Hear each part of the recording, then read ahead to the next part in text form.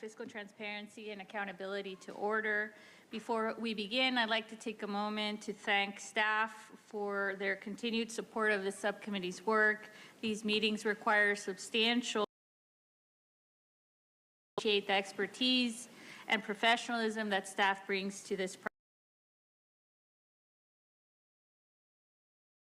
person and maybe watching online. Obviously, public engagement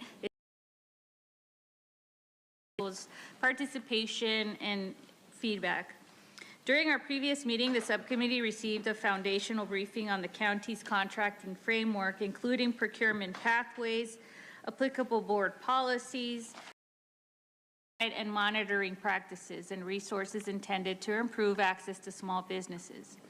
That discussion established an important baseline for this subcommittee and helped ground our work in a clear understanding of how the county's procurement and contracting systems are structured. Today, we will build on that foundation by looking more closely at how county contracting policies are being applied in practice, contracts align with more recent policy requirements, how newly added provisions are creating opportunities for small and local businesses, and how the county decides when cooperative contracting is the right tool to use. And that is the purpose of to move beyond an understanding of process and take a closer look at where these systems are working as intended, where and where there may be opportunities to strengthen consistency, transparency, oversight, and public accountability. This work matters because contracting is one of the most visible ways it's government. It shapes how services are delivered, how public dollars are stewarded, and whether county systems are operating in a way that is transparent and aligned with the public interest. Just as importantly, it county's procurement environment is accessible to small and local businesses and whether they have a meaningful opportunity to compete for county contracts. So as we move through today's meeting, I hope you continue in a spirit of collaboration, curiosity, and shared responsibility. And before I close, I want to thank my co-chair, Supervisor Joel Anderson, for his continued partnership on this subcommittee. I appreciate your thoughtful, constructive feedback. And with that, I'm going to hand it over to Supervisor Anderson. Well, thank you very much. I also would like to join my colleague, Chair Pro Tem Aguirre, in thanking the county staff for the informative presentations during our first subcommittee meeting. As it was mentioned during our first meeting, county contracts total approximately $2 million, and that we scrutinize the process and make sure that we're getting the highest. I want to remind everybody that this is not a Brown Act meeting. In what you have to say and what you think, so the public can submit comments, questions, or any other county website. We have it dedicated to the fiscal transparency and accounting. It's easy to put your stuff in through that website. Thank you. I want to call you Chairwoman, so Chairwoman. Staff, Mr. Albright. Thank you, Chair Pro Tem Aguirre and Supervisor Anderson. Your introduction covered most of what I was going to highlight. I'll just say thank you for the opportunity. As you mentioned at our first meeting, we focused primarily on how the county buys its goods and services, how we lease space and land as well, and then also how small businesses and service providers can partner with us. Today we're going to focus more so on some of the recent policies that impact the contracting process and then how our implementation of those policies is having an impact. If we can go to the next slide, please. We'll begin with a review of the older contracts, as you mentioned, that have been in place for quite some time and how they line up with the board's current policy direction.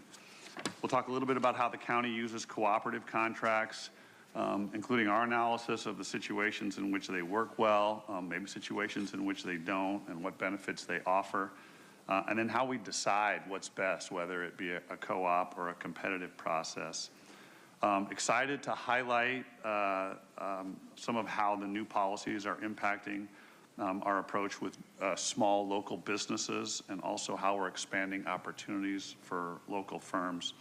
And with that, I will just introduce the team that's going to be presenting today. It includes our Director of Purchasing and Contracting, Alan Huntsberger, our Assistant Director of Purchasing and Contracting, Brenda Miller, and our Director of Economic Development and Government Affairs, Matthew Parr. And I will introduce Alan to come up and begin with the first section. Thank you.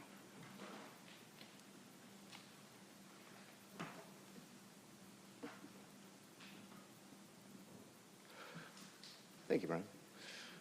We took an initial look at the county's contract portfolio to help support the subcommittee's work. We focus on contracts that are either coming up in the next 2 fiscal years or among our highest value agreements, including single source contracts and those previously brought to the board for non-competitive extensions. By looking at contract 1, we were able to see how they line up with the policy direction that's been set forth by this current board. From this review, a few opportunities stood out. Some single source contracts may be ready for a market check, and in some cases, we may want to issue a request for information to see whether the marketplace or program needs have changed. We also see potential savings by taking a closer look at spending under large as-needed contracts. IT and infrastructure agreements present opportunities to reassess, design, strengthen competition, and identify where consolidation may make sense. And as departments prepare for upcoming procurements, we see additional points where we can help improve outcomes. Over the past several years, the county has shifted from a transactional approach for procurements to a model that better reflects the needs and values of our communities. Since 2021, the board has set a clear focus on equity, expanding opportunities for small and local businesses. Several key board initiatives have shaped this work. These include the Working Families Ordinance, which strengthens labor standards on county construction projects by requiring contractors to pay prevailing wage, use a skilled and trained workforce, and provide paid sick leave on projects over certain dollar thresholds. Board Policy B74 ensures fair wages, training, and workplace protections in janitorial, landscaping, and security guard services.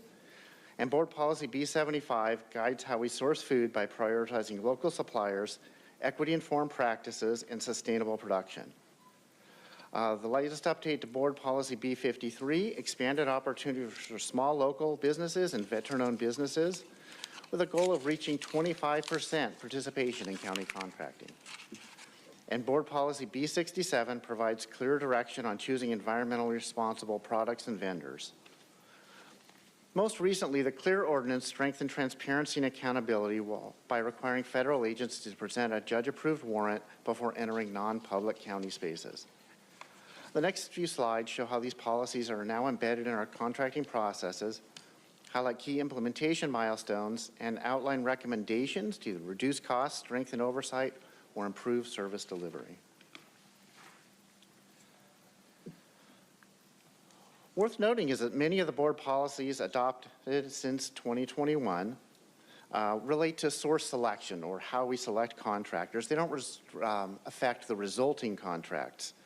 So examples of this include procurement authorities, the thresholds, the small local business preference, small local business set aside. It's not a gap. These are effective policies, but it's simply how these policies are structured and where they fit into the procurement process. Therefore, though, these policies do not provide an opportunity to be incorporated in existing contracts. These policy changes, they affect new solicitations, and when we do reprocurements, they'll be reprocured under the latest policy. Again, however, they will not affect the resulting contracts themselves. Board Policy F41 and the Working Families Ordinance, they affect construction projects. Construction projects exceeding $1 million include a skilled and trained workforce requirement under the Working Families Ordinance, with a requirement formally incorporated into a request for bids or RFB process for public works constructions in 2022. Over this period since then, 51 requests for bids have included a skilled and trained workforce provision, reflecting a strong commitment to protecting workers on construction projects and compliance and project execution. Additionally, pre-qualification for construction project bids began in May 2022, and with these pre-qualification processes conducted quarterly. So far in total, 18 pre-qualification rounds have taken place, resulting in approximately 140 contractors being approved to participate in bidding for county construction bids. Public Works construction projects that fall under these policies are one-time projects governed by the Public Contract Code. Therefore, the Working Families Ordinance and bidder prequalification are not able to be applied into older projects initiated before 2021.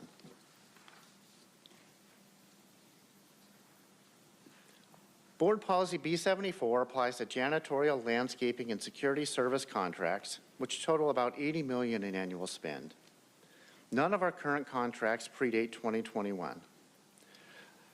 The policy establishes key labor standard protections, including a wage theft retention fund, a benchmark minimum wage floor, workplace training requirements, worker retention provisions, compliance with labor laws with enforcement mechanisms, and evaluation of employee health and welfare benefits and wage theft history.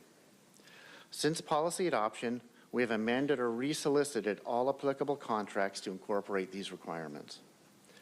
Amendments were observed to increase contract costs by approximately 5% for security services and 6% for landscaping services, reflecting the enhanced labor protections and training requirements included in the policy. Janitorial and security contracts were fully resolicited in 2024 under the new standards, with awards being made to a range of businesses, including local, small, minority-owned, and those operating under a collective bargaining units. For landscaping, 2 RFPs are currently in process. 1 is scheduled for later this year, and 2 are planned for reprocurement in 2028. This does bring forward a potential opportunity to bring these procurements forward. The benefit of an early reprocurement would be to provide an opportunity to apply the full evaluation criteria, wage, benefits, medical offerings, and wage theft history to contractor selection. Potential early reprocurement also involves balancing several trade-offs. It requires county resources to plan, issue, and evaluate solicitations earlier than scheduled. It may also result in higher contract prices if market conditions have shifted since the last procurement. And accelerating resolicitations can affect current service providers who have already agreed to incorporate B74 requirements into their contracts. Board Policy B75. Today we have 4 food-related contracts that include B75 requirements. These include the countywide contract with Cisco, Probation Food Services, and 2 HHSA Child Welfare Services programs at San Pasqual and Polinsky. This policy language directs vendors to align with the county's 6 value categories, which are local sourcing, equity-informed sourcing, elevated labor standards, organic or regenerative certification, low carbon intensity, and nutritional co-benefit. We also have 1 upcoming opportunity where B75 will be incorporated into the reprocurement, and that is for prepackaged double-sealed vegetarian kosher meals, which is in planning now. The intent is to go beyond just cost and availability. It's about using our purchasing power to support the local economy, sustainability, and better health outcomes. Across the county, we are applying B75 in county contracts and county food programs today. The CLEAR ordinance applies to contracts advertised and awarded after its effective date on February 27th of this year. There is potential to incorporate similar requirements into existing contracts through contractual language. However, this would require identifying, negotiating, and amending each contract, which would be challenging to do across the county's entire contract portfolio. It also has the potential to increase costs due to the contract change. If this potential opportunity is to be undertaken, a focused approach is recommended, where the county focuses on contracts that provide services to the public through contractor-operated facilities that are open to the public. This allows us to align the intent of the CLEAR ordinance while minimizing disruption and managing costs.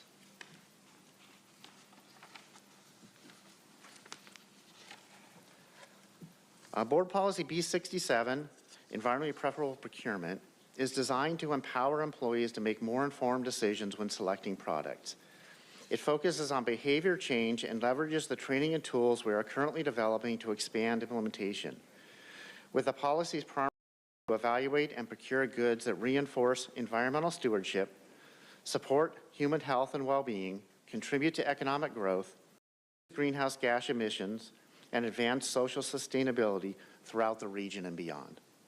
We don't anticipate a significant cost impact from the environmentally preferable procurement policy, as the policy is primarily written as guidance for county staff. As departments make procurement decisions based on their programs and operations, it also provides vendors and small businesses with clear insights about county priorities and additional ways to be successful sustainability partners. Purchasing and contracting incorporates guidance and recommendations from the Office of Sustainability and Environmental Justice for supplies such as office supplies, food serviceware, construction and building materials, and furniture into enterprise-wide contracts. For contracts prior to the rewrite of B67, the countywide unit has incorporated and required sustainability requirements such as recycled paper content and green products. Purchasing contracting has been instrumental in providing contractual recommendations to national cooperatives and contractors such as Grainger, Home Depot, and Xerox, creating sustainability successes.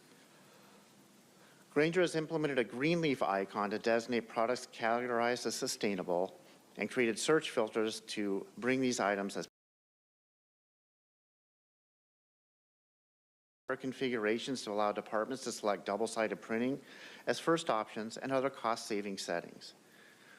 In addition, sustainability initiative with previously leased San Diego copier machines to donate to local nonprofits that aligned to San Diego County's employees' charitable organization grant requirements.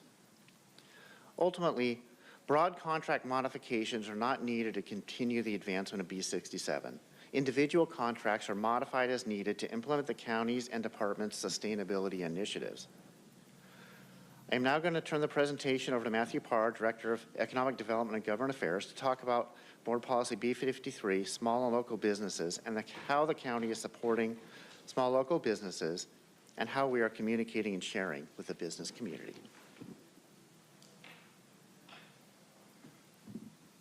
Thank you. Thank you, Alan. Good afternoon, supervisors. Board Policy B53, the small local business policy, was modernized to better support small and local businesses.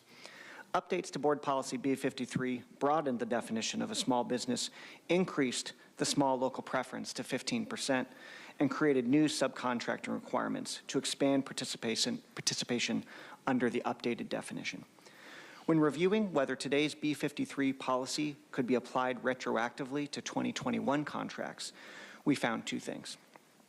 One, the small local business preference applies only during bidding and would not affect contracts already awarded. And two, the most relevant component is the small local subcontracting expectation. Enforcing it now would require primes to replace existing subcontractors, potentially disrupting services and increasing costs. An alternative option would be to focus on increasing visibility and participation of small local businesses moving forward. And this is exactly what the county's Office of Economic Development and Government Affairs Small Business Unit is doing. We have been helping small local businesses navigate the procurement process through targeted support programs and intentional outreach. And as you heard at the last meeting, under the county's Business Engagement and Strategic Training, or BEST initiative, we have developed 3 programs to meet businesses where they are and to help them grow. 2 of these programs, STEP and BUILD, directly support businesses that want to work with the county. STEP provides one-on-one guidance to help small businesses understand and navigate the county's procurement process. And since 2025, good news here, approximately 36 small local businesses have received support through STEP and have gone on to be awarded a county contract. This demonstrates real, measurable impact of assistance. BUILD offers no cost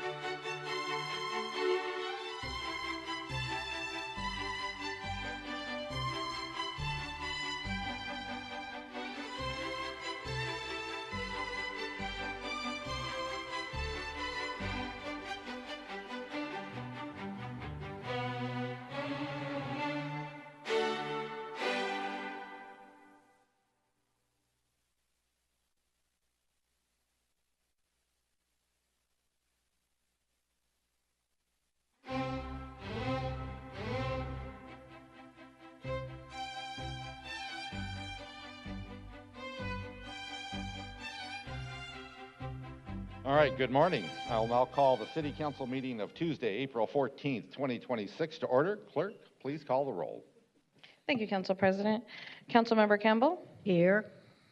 Councilmember Whitburn? Here. Councilmember Foster? Here. Councilmember Von Wilpert? Council President Pro Tem Lee? Here. Councilmember Campillo? Here. Councilmember Moreno? Councilmember Elo Rivera? And Council President LaCava. Present. Thank you. Also attending the meeting are Chief Deputy City Attorney Brett Bartolotta, Independent Budget Analyst Charles Modica, Council Affairs Advisor in the Mayor's Office Coda Zeiser, and myself, your City Clerk Deanna Fuentes. Thank you, Council President. All right, thank you. With that, a quorum is now present. We will begin this morning with the land acknowledgement and the Pledge of Allegiance led by Council Member Campbell.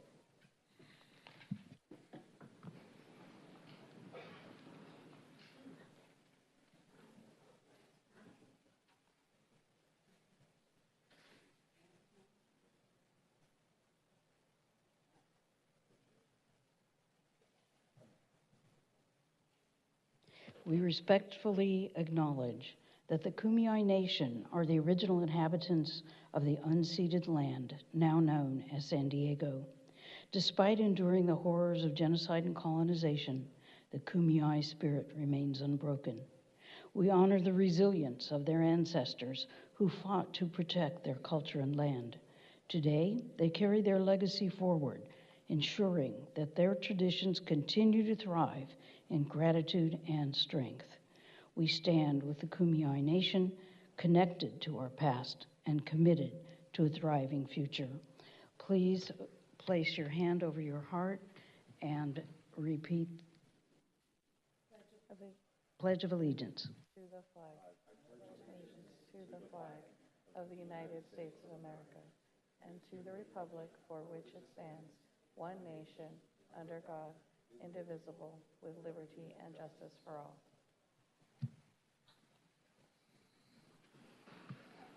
Clerk, please go over how the public can offer their testimony. Thank you. I'll now highlight the slide on the screen that reviews how the public can offer their public testimony during today's meeting. Please note the time allocations for proclamations and consent items for meeting management purposes are 1 minute per item to maximum of 3 minutes if there are 3 or more items in that portion of the agenda. The order can be found on the agenda summary found online or at the table in the back of the room. If you are in person, please complete a speaker slip located at the entrance of chambers and bring it to the front of the room in the clear box. Council ambassadors are available near the entrance and in-person and speaker slips. No further in-person testimony will be taken once the council begins virtual testimony. Thank you, Council President. Thank you. We will now dispense with the approval of the proclamation items. Clerk, please proceed with public testimony. The public comment period for the proclamation items is now open. Each speaker will have 1 minute per item per person. If you would like to speak on 3 or more items, you will have a maximum of 3 minutes. The proclamation items being approved are items 30 through 32, S501, S500, S504, and S505. We did receive comments on item 30, 1 opposed and 1 in favor via our e-comment form, which have been distributed to the council. We do have quite a number of speakers here, starting with Doris Bitar. Doris, you have time seated to you if they can please raise their hand. Jamal Kanj, thank you. Syed Yonis, thank you. Omar Abusham, Nadia Swanson, Michael Corey, Jim Roush, Riwa Nazal, Ty O'Day, and Amar Kadan. Thank you. You'll have 10 minutes. Please proceed when ready. Okay. Sorry. You can go to the higher microphone next to you, right next to you, to the right. That microphone's higher. You just step over there. I want you my need a computer to be Sorry. high. I'm sorry. I'll just take this one. Yeah. Thank you. Before I begin, before the clock starts, I just want to really extend an incredible thank you to the Council President Joe LaCava for making this such a smooth transition for us to be here today. And I want to thank Sandy much, especially. Thank you. So my name is Doris Bitar. I am the California coordinator, organizer for the American Arab Anti-Discrimination Committee. This presentation brings in many other kinds of organizations as well, and it's a long time in coming. So thank you. So the first slide shows us the Arab world at night, and this is where it is right now. It is nighttime, and this is also how we think about it as Arab Americans. We are uniquely suited, whether we immigrated recently or from long ago, to become full Americans contributing in leadership roles, and you'll see that as the presentation goes on. So who are Arab Americans? We are united by language, culture, and history. Next slide. We are also from 22 countries. And in the light of day, you can see that. And these countries, each one, although we are united by language and culture, we're also united by difference. We celebrate difference and uniqueness. Every country is different, every village, every town. Next slide, please. The American Arab Anti-Discrimination Committee was created by Senator James Abourezk in 1980. He was Senator of South Dakota, and he penned the Indian Child Protection Act, you know, when Native Americans were being put into orphanages against their wills and put up for adoption and trying to diminish their culture. He was the one who stood for them. After that, he decided Arab Americans needed more protection. He's a Lebanese American, and he created the ADC, which was a committee initially in Washington, D.C. Next slide, please. We've been here a long time. In the 1500s, the first Arabs were slaves from Arab countries brought by Spanish explorers. The first large wave were largely Christians from Greater Syria, 1875 to 1920.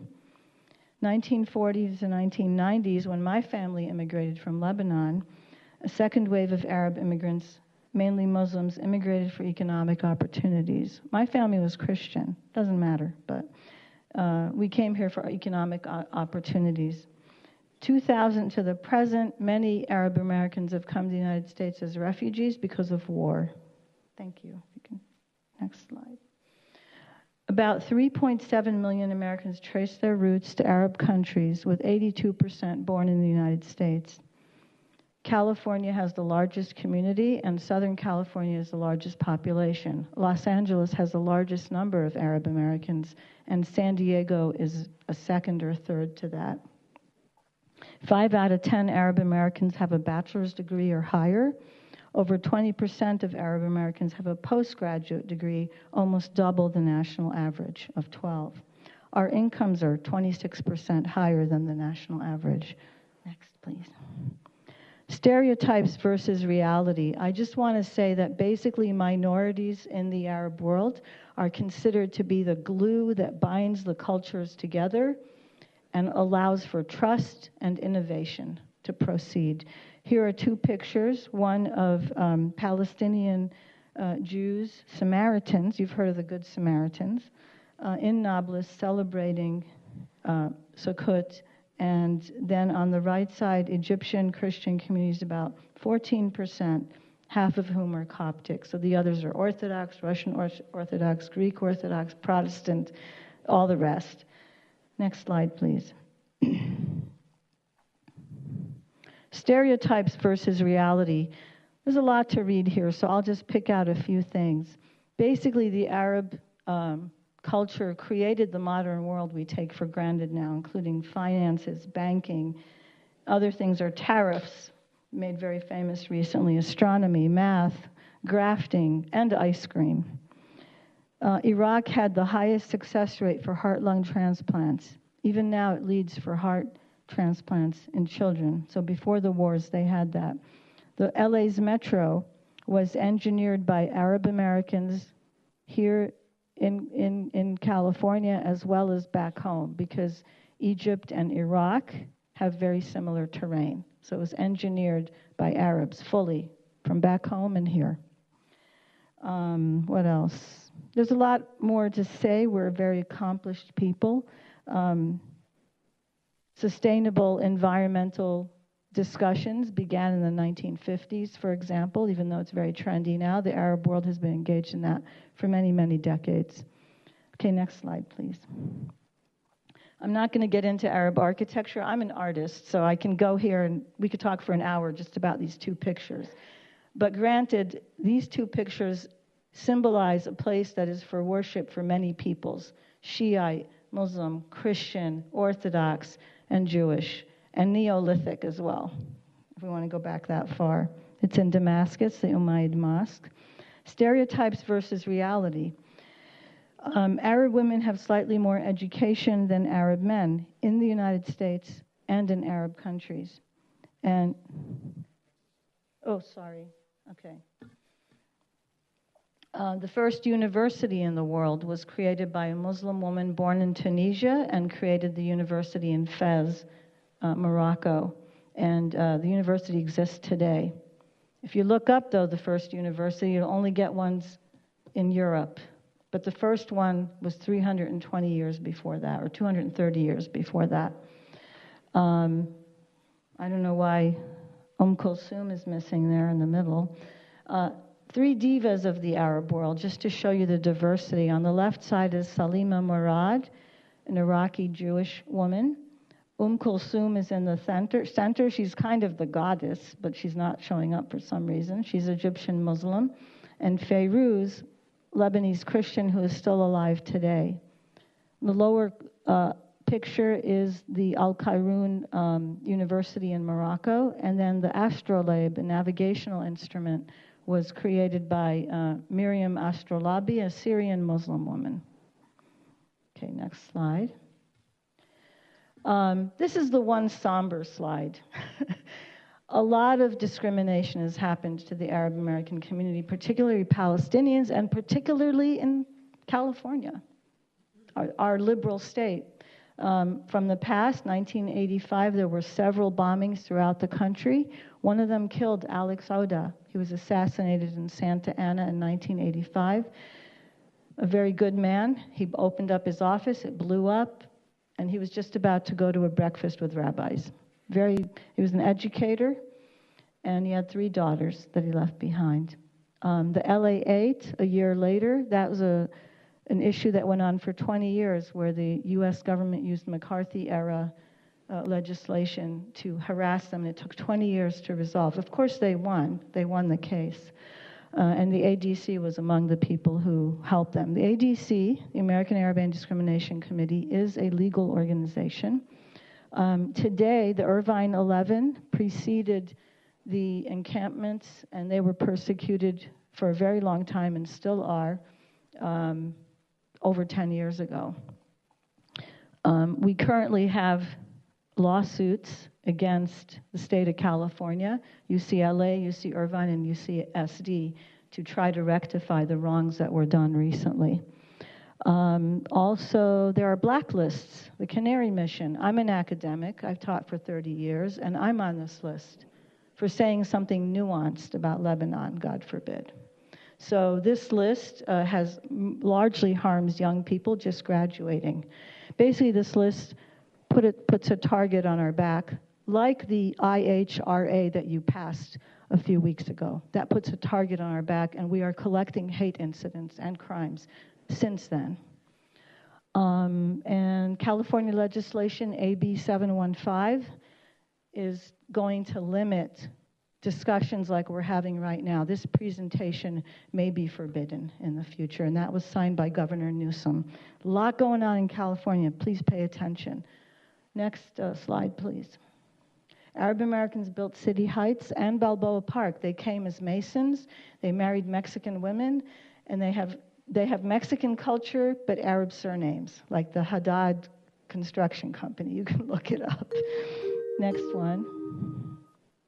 That does conclude your time allotted. Do you have anyone else that was ceding your time? Oh, my goodness. I took 2. Well, can I just get to one last slide? I'm sorry, I do have to be fair. And the waffle cone. We created the waffle cone in 2004. I mean, So much. Thank you so much. Your slides will be a part of the record. Thank you. This is part of our sensitivity training as well, and we'll follow up with that all the concluding. council people. Sarab, you have time ceded to you by Madi or Made Agamata. Can you please raise your hand? Thank you. You'll have 2 minutes. Please proceed. Sabah, and that is good morning in Arabic. My name is Sarab. Notes here. My name is it's S for Assyrian, A-R-A-B. You have it, Sarab. I am honored to be an Arab home for the past 27 years. When I joined UC San Diego, longing for my community, but I didn't find it. So I decided to helped establish the Arab American Staff and Faculty Association, a safe space on campus. Our rich culture that includes art, music, dance, language, and cuisine. We worked with university leadership to recognize April as month, and we have our own event happen. I proudly carry my culture wherever I go. Our final speaker here in council chambers is Kimberly Ballantine Lane. Kimberly, you have time ceded to you, and you're speaking on item S505 by Argda Hilra. Are you ceding time? ARGDA? No, maybe that's not. You're people ceding you time. Joanne Johnson, thank you. And Kali Arendt, thank you. Maybe you can help me with who. Angela Hilliard. Oh, my apologies. Angela Hilliard. You will have 4 minutes. Please come up to the mic and proceed. Good morning, Honorable Council. Ballantine Lane, and I'm the president of the San Diego chapter of the Links Incorporated. It is an honor to stand before you and accept this proclamation recognizing the 40th anniversary of our Links Achiever program. We are deeply grateful for this recognition and for your commitment to investing in the future of the community. The Links Incorporated was founded in 1946, rooted in a commitment to friendship, service, and transformative impact in the communities we serve. The San Diego chapter, chartered in 1957, has carried that mission forward, serving this community with purpose and dedication for nearly 7 decades. For 40 years, the Achiever program has stood as a beacon of excellence, uplifting, and preparing young men to succeed not only academically, but as leaders in our society. This program was built with intention, and it was made possible by 2 visionary women who are present with us today, Mrs. Peaches Wynn and Mrs. Mildred Neal. They believed in the power of early exposure, strong mentorship, and high expectations. Because of their vision, hundreds of young men have been equipped to pursue higher education, lead in their communities, and step confidently into the legacy that you are recognizing today. And what makes this moment even more meaningful is that this work continues. Through the dedication of our members, our tri-chairs, and mentors and our community partners, we remain committed to the lives of young men we serve. We are not just celebrating 40 years, a legacy that is actively shaping the future of San Diego. To the council, city council, all of you, thank you for recognizing the importance of this work and for honoring the legacy of Peaches Wynn and Mildred Neal. Their vision lives on in every achiever, every opportunity created, and every future transformed. And a special thank you to Councilmember Henry, very near and dear to our heart because of your participation with this program as well. Thank you. All right, with Eric.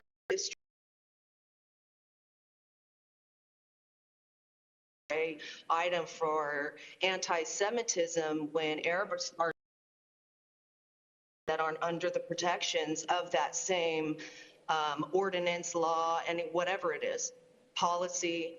And it's scary to think about because those are the type of people that are actually going to be punished for speaking.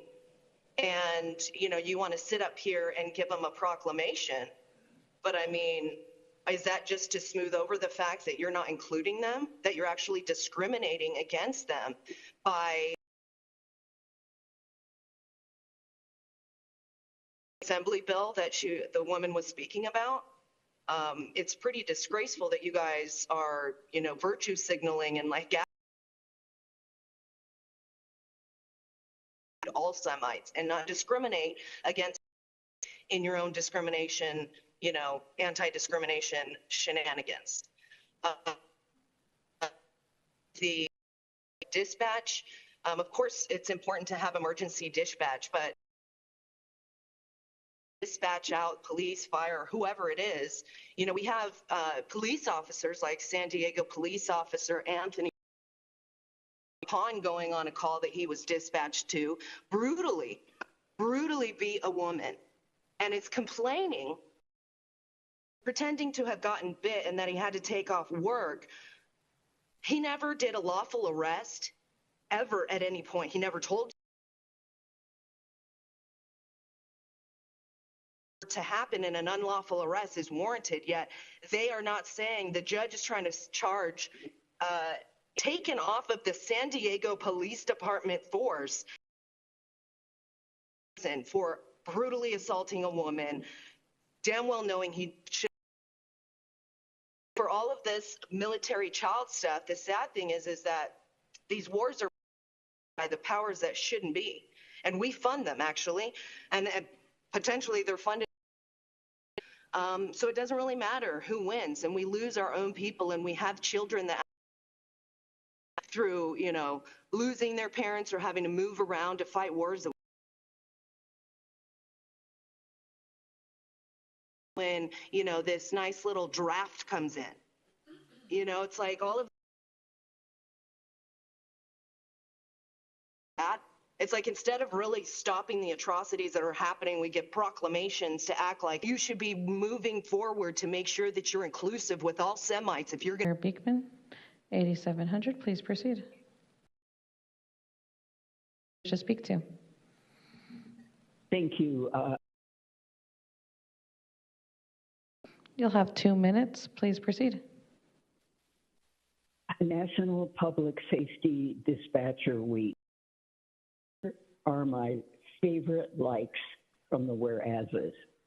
Public safety demonstrate unwavering professionalism, resilience, and dedication in service to our community, end quote.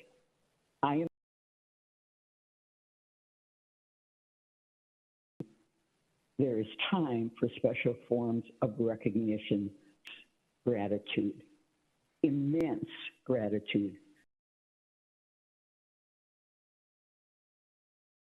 Love to all. S505, SD San Diego Links Achievers Day, 40th annual affair. About 850 young men have been honored in the Achievers program. Leadership and mentorship in the program. To you, Councilman, on the and the lady referred to herself as an American Arab. So maybe on the handouts, Arab good here. You've never seen them store, the upper echelon of doctors, lawyers, they're artists. In 1979, when we had the show, came here to San Diego, they took all the beautiful women. They had the money. But anyway, hopefully their sons and daughters or get into the military too, because we're going to need them. Anyway, thank you guys for coming here, and you're doing a great job. And then the city's got a long way to go. Your time has concluded. Blair Beekman, if you can please unmute. Hi, Blair Beekman. I wanted to speak to items 31 and S500. Please proceed. You'll have 2 minutes. Thank you for the proclamations today. It can be a long-term effort.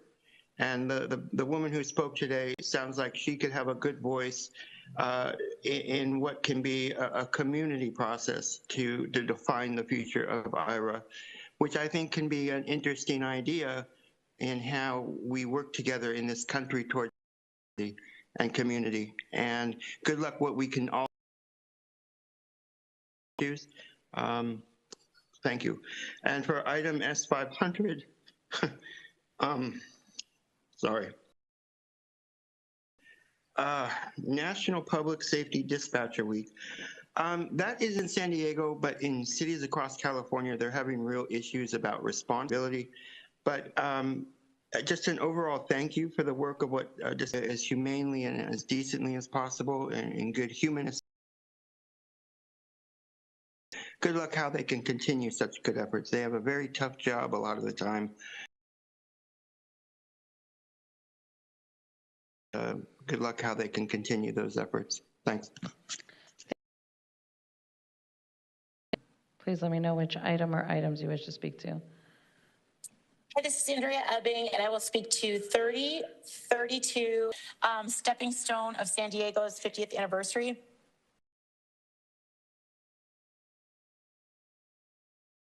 Time in which we're contracting at the tune of hundreds of millions of dollars, but the problem just keeps doubling. And the rehabilitation stats, 25% reduction in addiction. Unbelievable what's going on, because the people in power in our county, specifically Summer Stephan and Todd Gloria, and are absolutely involved in opioid contract with people that offer rehab services, but they problem.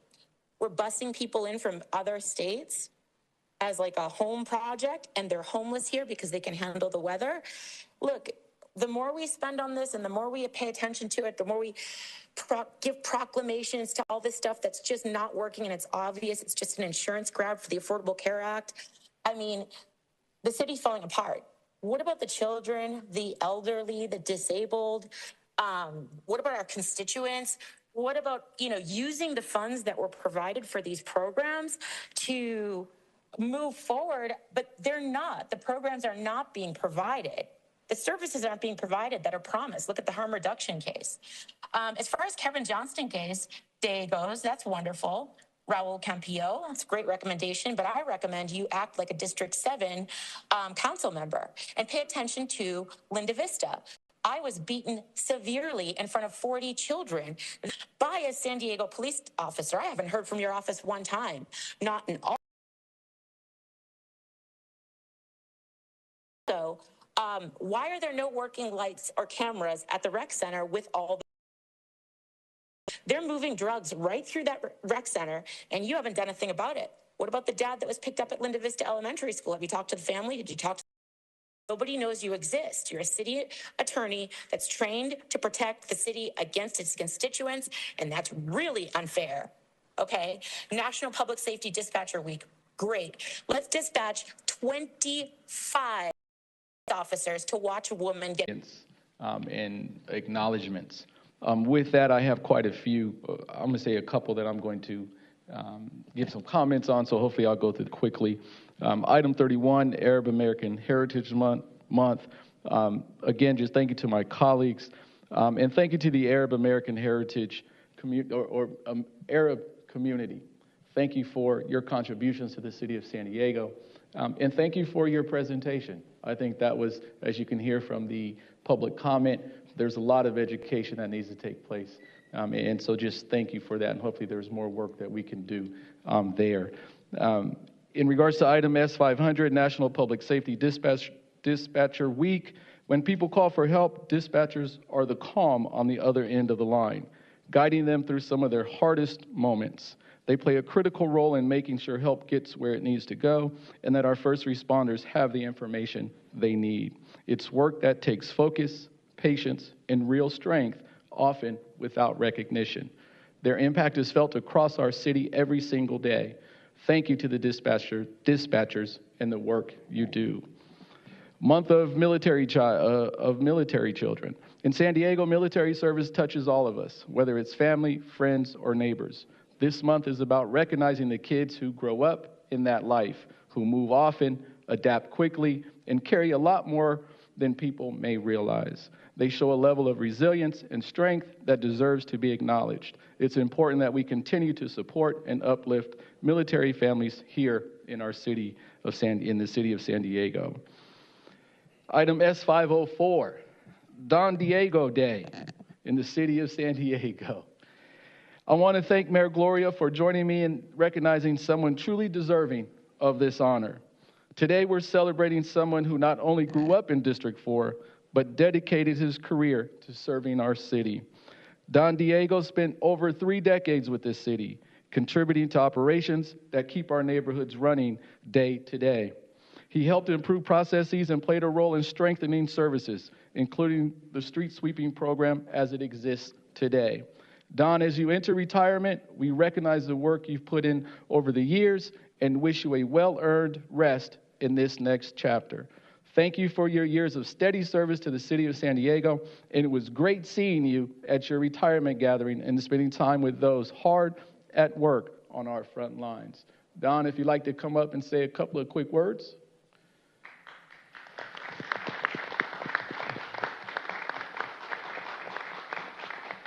And just for clarification, as I say decades, Don has spent 36 years with the city of San Diego. So thank you, Don.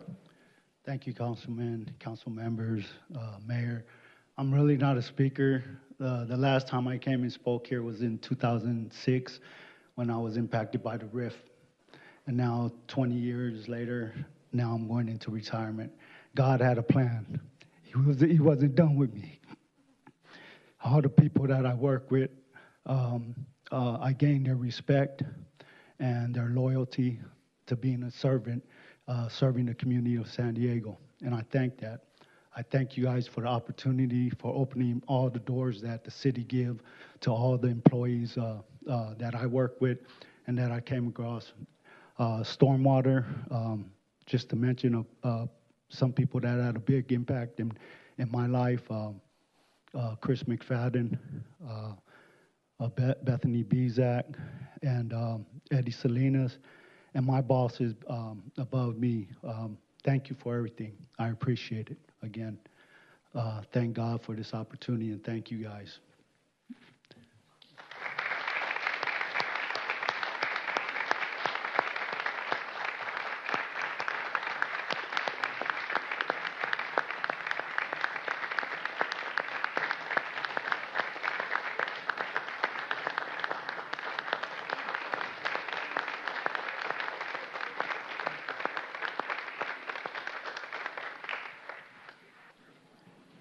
Thank you for that. And item S505, San Diego Links Achievers Day.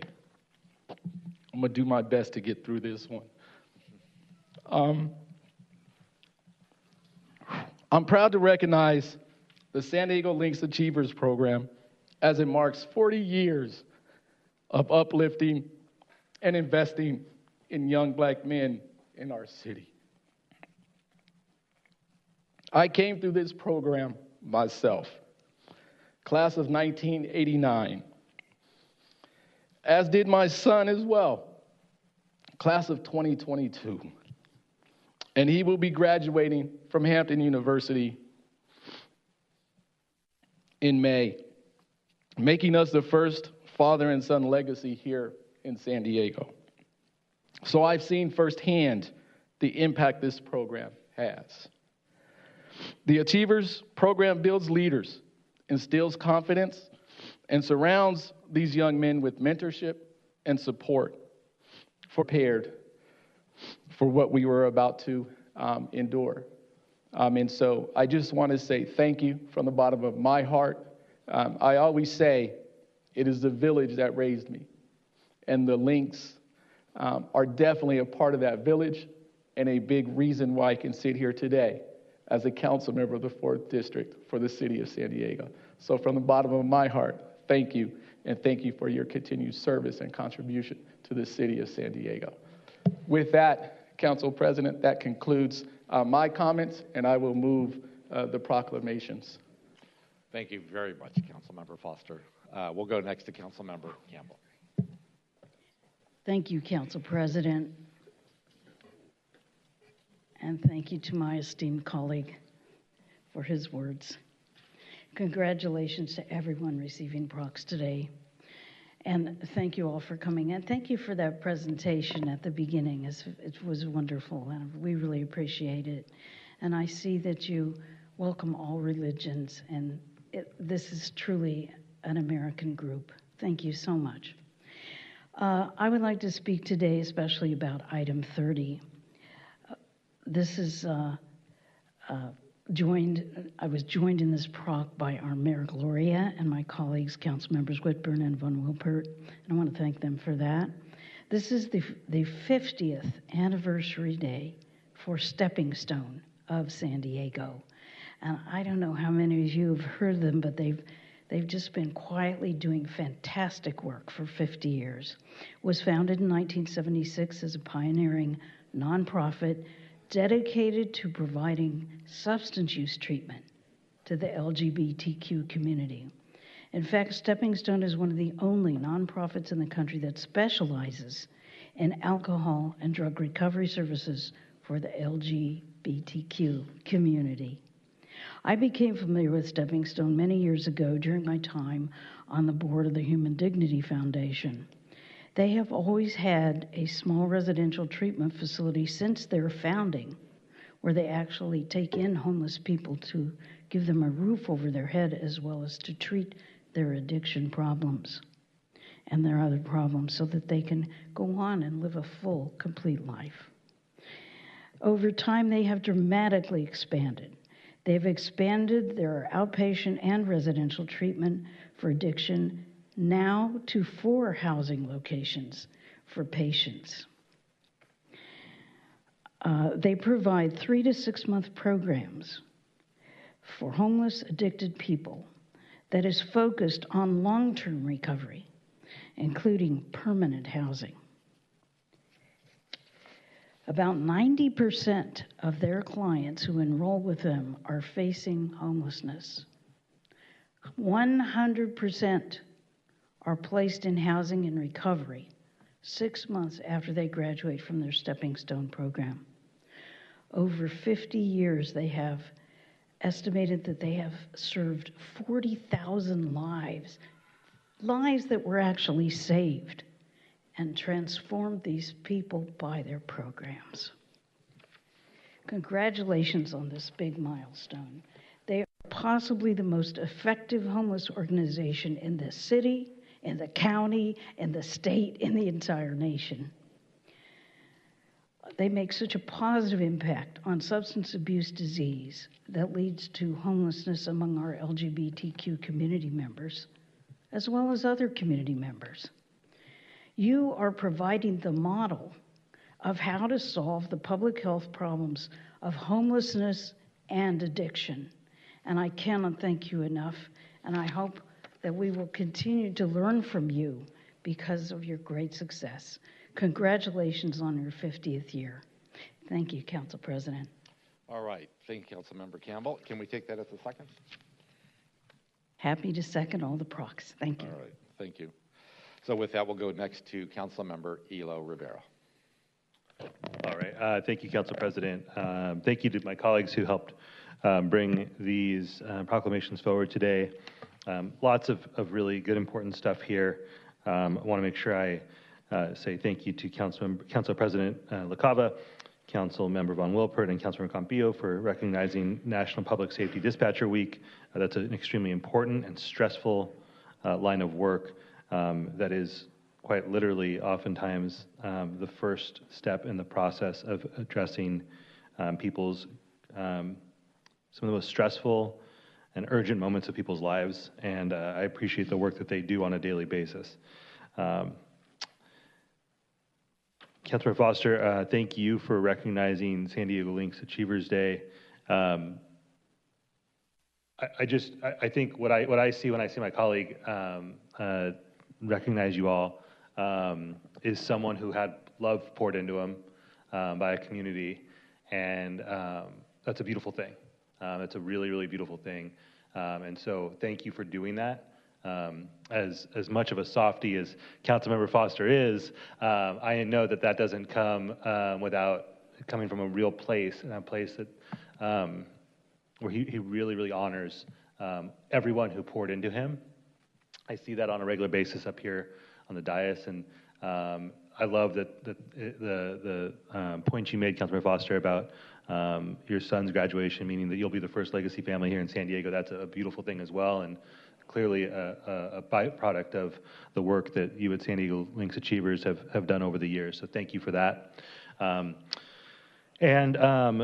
want to make sure I take some time to recognize Arab American Heritage Month. Thank you everyone who came down here today. Thank you for the presentation. I'm really glad that we are recognizing Arab American Heritage Month this year. The presentation was great, and I think there's so much history there that is really important to share, because there's a flattening of a community and a history that oftentimes happens in the way that the Arab American community is portrayed in this country, and that's not right.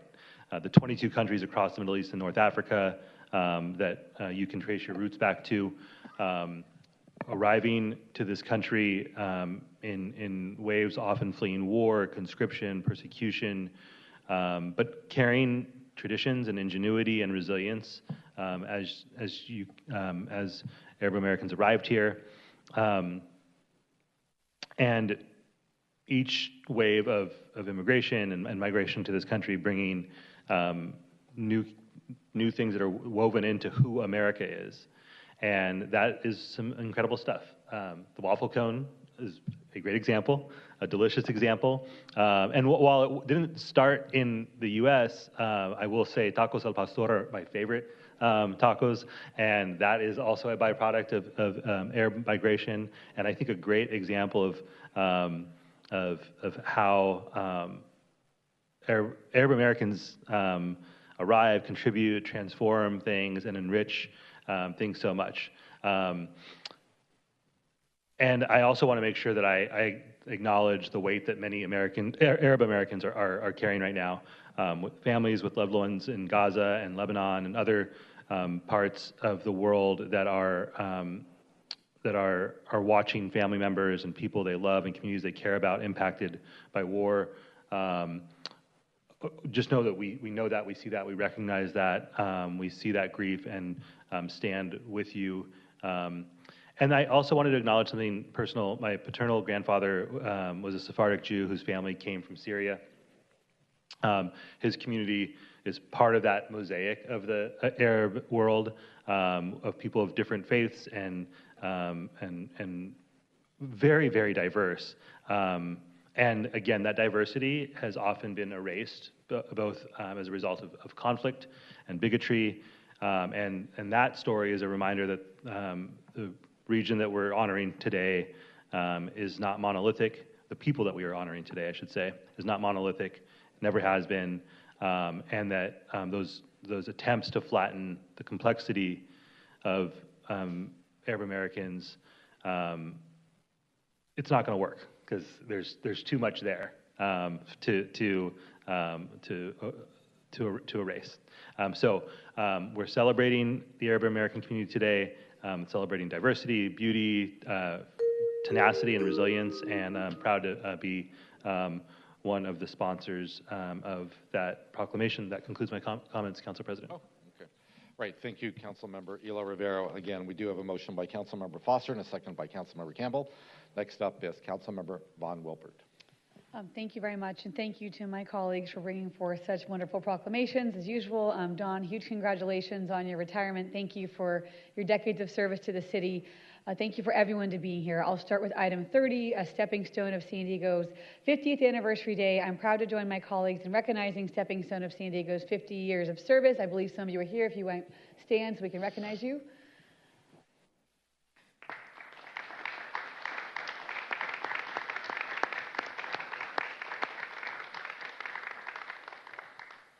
Since 1976, they've built a lifeline for people in recovery, providing compassionate, affirming care. And the focus on serving the LGBTQ community ensures that people feel safe, seen, and supported, because there can be many reasons that folks who are LGBTQ are suffering from addiction. Much of it is due to stigma, discrimination, and harassment because of who we are. So through residential treatment, outpatient services, and sober living, they have helped people achieve lasting recovery and self-love.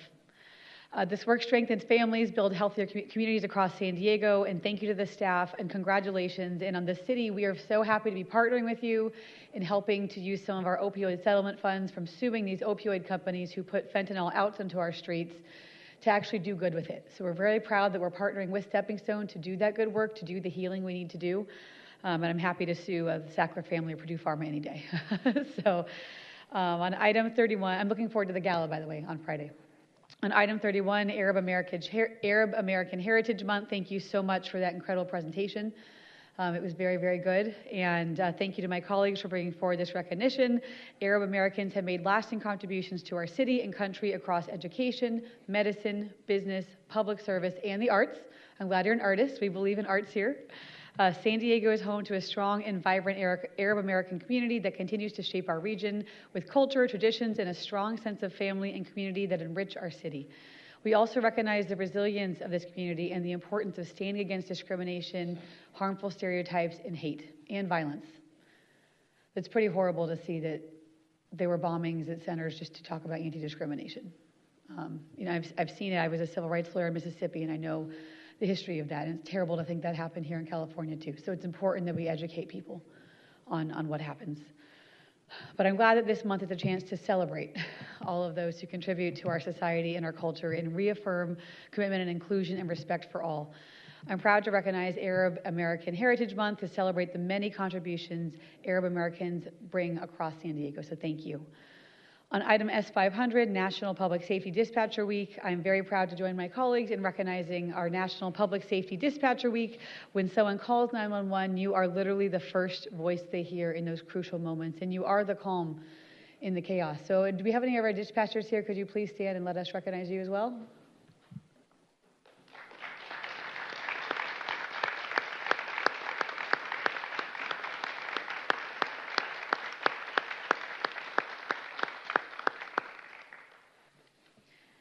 Thank you so much for your incredible work. Just in 2023 and 2024 alone, I don't think we have the data yet for last year, you all managed a staggering 734,000 calls to 911, averaging over 2,000 911 calls a day, 84 911 calls per hour, and almost 1.4 calls every minute when someone is asking for help. Your team has dispatched nearly 500,000 calls for service, making sure that our firefighters, our EMTs, our paramedics, our police, sometimes our lifeguards, get out the door. And I've been to the dispatch center. I highly recommend everybody go and visit. We are also hiring if you want to be that calm in the chaos. And it is incredible what you do and the compassion with which you do it. And so I also want to remind you to please take care of yourselves, because you also are hearing so many people go through the worst days of their lives every day and helping them through it. So please make sure you're taking care of yourselves as well. I'm a big proponent of mental health. I see a therapist on a regular basis, and I'm proud of it. We shouldn't be stigmatizing it. So I just want to thank you so much for your work. We're very, very, very proud you're here, including I hear that, and I don't mean to steal my good friend and colleague, Councilmember Campillo's thunder, but a District 7 intern started at City Hall and is now a dispatcher, and we're very, very proud of that. So thank you for your professionalism, dedication to your service. Thank you to our firefighters, EMS workers, and police and lifeguards as well. On item S501, finally, Month of the Military Child, I want to take a moment to recognize April as the Month of the Military Child. Here in San Diego, we are home to one of the largest military communities in the nation, including thousands of military connecting kids.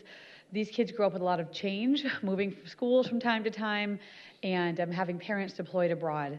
And through all of that, they show a level of resilience, strength, and that really stands out. You bring so much to our communities, including leadership, perspective, a strong sense of service. The global perspective of so many children of military families is absolutely amazing and beautiful. Same thing with our foreign service officers. And you may see many people wearing purple this month as a simple way to show support for our military children. My own father served in the U.S. Army during the Vietnam era, so before I was born, but very proud of his service as well. And I'm also proud to recognize the month of the military child and impact that you all have in San Diego. So thank you very much, and thank you, Council President. All right, thank you, Councilmember Von Wilpert. We'll go next to Councilmember Whitburn. Thank you, Council President, and I too want to congratulate all of those who are being recognized with proclamations today, including Don Diego for your retirement. Congratulations, and thank you for your service to our city. And San Diego Links Achievers Day, Councilmember Foster's testimonial is evidence of how impactful that program is, and congratulations on being the first father-son graduates. I am proud to join my colleagues in bringing forward the proclamation declaring Stepping Stone of San Diego 50th Anniversary Day. I have heard many stories over the years from people in the LGBTQ+ community who've benefited from Stepping Stone services, and those stories have stayed with me. Stepping Stone truly meets people where they are, and that is so important, especially people who have historically been underserved or overlooked in some way. And for many in the LGBTQ+ community, finding treatment that is both effective and affirming hasn't always been easy. Stepping Stone has filled that gap for 5 decades. What really stands out is that it's not just about completing a program, it's what comes after as well. Stepping Stone has helped countless individuals rebuild their lives, find stability again, reconnect with family, secure housing, and actually start to feel hopeful again about the path forward. So congratulations to Stepping Stone on 50 years, and thank you for everything that you have done for our city. I want to congratulate or thank Council President LaCava, Council President Pro Tem Lee, and Councilmember Elo Rivera for bringing forward the proclamation honoring Arab American Heritage Month. It's a time to honor the rich culture and history of the Arab American community. I too thought the presentation was very informative. Thank you for sharing that with us this morning, and we are grateful for everything that the Arab community contributes to our city. Thank you also to Council President LaCava, Councilmember Von Wilpert, and Councilmember Campillo for recognizing National Public Safety Dispatcher Week. I also want to thank and recognize our public safety dispatchers who spend their work days answering calls for people who are in crisis, many of whom need an ambulance or the fire department or the police department. These dispatchers provide a calm and reassuring voice when it is needed the most and provide vital information to our public safety personnel. And given its density, District 3 has the highest number of calls for emergency service in the city. So on behalf of my district and my constituents, I want to express a deep appreciation for the important role that you play in protecting the safety of my constituents. So thank you very much, and thank you, Council President. All right, thank you, Councilmember Whitburn. We'll go to Council President Pro Tem Lee. Thank you, Council President. I want to start off with recognizing that many of my colleagues have brought forward proclamations of note today. So to Don Diego, thank you for your 36 years in serving the city of San Diego. Thank you to all of our dispatchers in attendance today, and certainly for their work every single day for the city. And the Stepping Stone for your 50th anniversary. Look forward to your celebration coming up. And same as others, thank you to Councilmember Foster for always taking a moment to share not just what we see in the community in terms of organizations like San Diego Links with your Achievers program, but the impact that it truly has on individuals even here serving on this dais. I wanted to take a moment to speak to 2 proclamations today. First is item 31, where I'm honored to join Council President LaCava and my colleague Councilmember Elo Rivera on proclaiming April as Arab American Heritage Month. As mentioned, our city is home to approximately 100,000 Arab Americans who enrich our communities through their culture, language, traditions, arts, I think we heard culinary, and their embrace of family and community.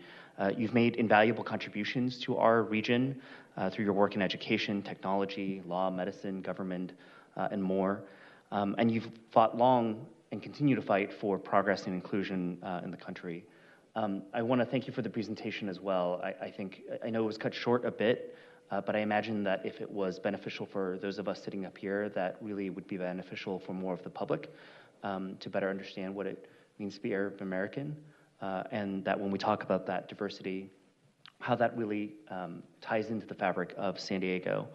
I think it's important, especially at a time where we understand that our federal administration continues to advance a rhetoric and an agenda that targets many immigrant communities, including Arab American communities and the countries that those families are from.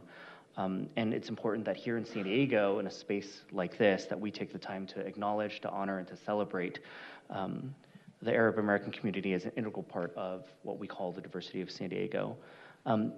Finally, I think those who have known me know that I have a background with an organization called Pacific Arts Movement, which helped to put on the annual San Diego Asian Film Festival. So I want to take a moment to shout out that this weekend, April 17th through 19th, is the second weekend of the San Diego Arab Film Festival, which is taking place at the Museum of Photographic Arts in Balboa Park.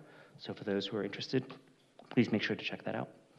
Second, I want to speak to item S501, which is the Month of the Military Child, and to join my colleagues in proclaiming April 2026 as the Month of the Military Child. San Diego is, again, as Councilmember Von Wilbert mentioned, home to one of the largest military populations in our country, and our region is shaped in many ways by our military families. In District 6, we have an especially strong military presence, not just because of the population of veterans, but also Marine Corps Air Station Miramar, which is located within our district's boundaries. Those who choose to serve our country choose to make some significant sacrifices, and that service extends well beyond those individuals to the families that they represent. Military children in particular face unique challenges with their frequent relocations, school transitions, parental deployments. It has a huge impact, not just on the child, but on the family that is looking to support these children. And it means that as a city, I think for us, in order to support those families, we have to think about how we actually support the children, young children in particular, that are impacted in these really unique ways. So we take this month to recognize the strength of these families and to share our gratitude for the service that they provide to our country. Thank you, Council President. That concludes my remarks. All right, thank you, Pro Tem Lee. We'll go next to Council Member Campillo. Thank you, Council President, and thank you to all of the members of the public who are here, those receiving proclamations. Want to start off with item 31, Arab American Heritage Month. I want to appreciate the members of the Arab community who've come today. The presentation was very informative, and the art obviously very beautiful. Growing up in East County, some of my closest friends and many of my classmates were Iraqi Americans, Chaldeans, and so understanding their culture, their immigration stories, understanding the small businesses that they've started, and they're flourishing throughout San Diego. Very proud to call the Arab American community friends of mine for a long, long time, and thank you for being here today. On item 31, Kevin Johnson Day, I'm proud to bring forward this day as we celebrate the long-awaited opening of the Ruffin Canyon Trail that connects Serra Mesa to Mission Valley at the Escala community across from the Costco. This project did not happen by chance. It happened only because Kevin Johnston never let it go. So after years of persistence and advocacy, partnership with my office, he turned that vision into a real tangible asset for the Serra Mesa community. So I look forward to celebrating the milestone on Friday when we will officially open that trail and invite everyone out to experience it. And after we've made that hike, enjoy a $1.50 Costco hot dog afterwards, $1.67 after tax. Thank you, Council President LaCava, Council President Pro Tem Lee, and Councilmember Von Wilbert for joining me in proclaiming April as Month of the Military Child. We all know that San Diego is the home of the largest military community in our country, and that means that thousands of military children show strength and resilience on a daily basis that goes unrecognized. My office is proud to partner with the Armed Services YMCA in Tierrasanta, as well as Hancock and Miller Elementaries, as we support these children and ensure they have stability and resources they need. We honor those who serve in uniform, and we must honor their family members, and especially the children who serve in their own way. Their sacrifice is extraordinary, and it is real, and they deserve our recognition and support. And finally, recognizing Public Safety Dispatcher Week, honored to join Council Members Von Wilbert and Council President LaCava. The first voice you hear in an emergency is the dispatcher. So right when people pray that their guardian angel shows up to help them, the dispatcher's voice is what comes through the telephone. They bring in calm and clarity and direction when it matters most.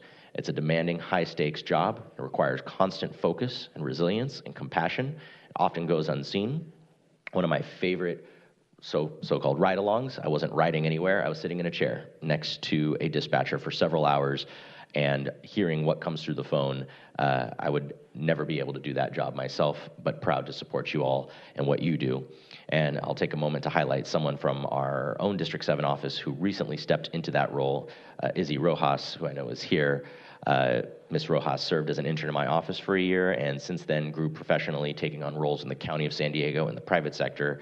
She's still passionate about several things like photography and somehow Chargers football.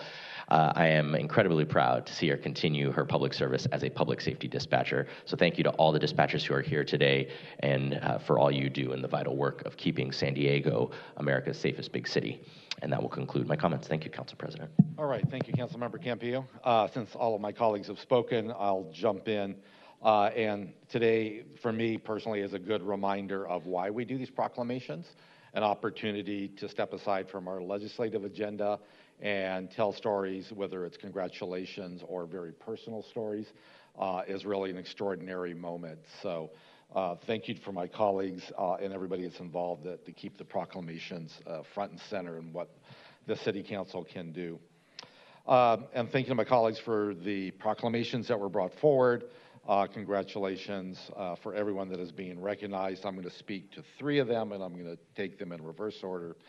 S501, Month of the Military Child. As many of my colleagues have spoken, San Diego's home to one of the largest military communities in the nation, and I joined Council President Pro Tem Lee, Councilmember Von Wolpert, and Councilmember Campillo in recognizing one segment of the military community that often can be overlooked. Children of military families are faced with the challenges of having to make frequent relocations to new locations, into a new home, and often into a new school. Though San Diego has no shortage of thank yous for the military members who serve our country every day, we often forget the sacrifices it takes to make it happen with their families. Today, we proclaim the month of April as Month of the Military Child to shine a light on the members of the family that continue to mold to their new environment without complaint or hesitation. Well, maybe a little complaint or hesitation. Your resilience and courage in constantly facing new challenges is admirable, and we are grateful for supporting your military parents. Item S500, National Public Safety Dispatcher Week. Another group of people who do amazing work in San Diego, our own very own public safety dispatchers. Thank you to my council colleagues, council members Von Wolpert and Councilmember Campillo, in joining me to celebrate the people who answer the call that no one ever wants to make. And though these responders are not at the scene, they are present every single step of the way. And for providing clear instructions to simply being a calm voice in a moment of chaos, they are vital to San Diego's public safety. Thank you for your professionalism, dedication, and commitment to keeping San Diegans protected and heard. And I share this story in particular because it is personal. We had an incident, we called 911, and I could not have expected what that dispatcher did, staying on the phone, calming me and my wife down, and stuck with us at every moment until the officers first came up to our door. It is an experience I will never forget. So thank you to the public safety dispatchers for what you do, for all those people who, as I said, make those calls that nobody wants to make. In closing with item 31, Arab American Heritage Month, I'm joined by my colleagues, Council President Pro Tem Lee and Councilmember Hilo Rivera, to proclaim April 2026 as Arab American Heritage Month, making up more than 10% of San Diego's population. Arab Americans play a foundational part in the diverse culture of our city. From their contributions to society through technological advances, medical research, legal advances, and more, they continue to further push boundaries in every field of study and service. To the American Arab Anti-Discrimination Committee, thank you for your advocacy work that you do to continue to uplift the Arab American community in San Diego. And with that, I will invite the president of the American Arab Anti-Discrimination Committee San Diego chapter, Amar Kadan, if I got that right, to take a couple of minutes to make a few remarks on behalf of the chapter. Sir? Thank you, Council President LaCava, Council Member Lee, and Hilo Rivera for introducing the proclamation, and esteemed council members for recognizing April as Arab American Heritage Month. My name is Ammar Qadan. I'm the acting president for the American Arab Anti-Discrimination Committee. It is a profound honor to accept this proclamation on behalf of the community that considers San Diego its home, a city that has opened its arms to immigrants from Somalia, Iraq, Syria, and beyond. The city uses Arabic language. The word marhaba, hello, meets you at the entrance of this building as a bridge of communication, and today we celebrate that vibrant thread in the fabric of our city. However, as with any true partnership, the relationship between our community and this council must be based on more than just ceremony. It must be based on shared principle. While we celebrate today, we must also address where the relationship is strained. First, protecting human lives. In San Diego, as we said, we estimate there are over 100,000 Arabs and 100,000 Muslims, thank you, who usually align with Arabs who look to this body for moral leadership. When our community asked you to adopt a ceasefire resolution, we were not asking you to change the course of a war thousands of miles away. We were asking you to take a stand for the sanctity of human life. With over 70,000 Palestinians killed, including 20,000 children, the cruelty of the occupation is a lived reality for many San Diegans whose families have faced ethnic cleansing for over 75 years, well before October 7th. Many San Diegan Palestinians lost more than 200 members of their families in Gaza. We ask for a relationship where our pain is seen and our calls for peace are heard. Second, protecting our First Amendment rights. The partnership requires the honest dialogue. A few weeks ago, the Council voted for a resolution defining anti-Semitism in a way that risks chilling free speech. We thank Council Member Elo Rivera for his principled position, but we remain deeply concerned that this definition is being weaponized against those who support Palestinian struggles. We cannot have the best city in the world if certain voices are silenced or defined out of existence. In closing, we accept this honor today not as a finished goal, but as a promise. It takes two to tango. We want to work with you toward a more productive, transparent, and inclusive relationship, one where Arab Americans are not just recognized 1 month a year, but protected and respected every single day. Thank you. Thank you, sir. All right. With that, we have a motion by Councilmember Foster and a second by Councilmember Campbell to move the proclamations. Clerk, please call the roll. I've started the voting system. Please cast your vote. That passes unanimously, 8-0 with Councilmember Moreno absent. Thank you, Council President. All right, thank you. With that, we'll take a pause for photos, and we'll start with item 31, Arab American Heritage Month.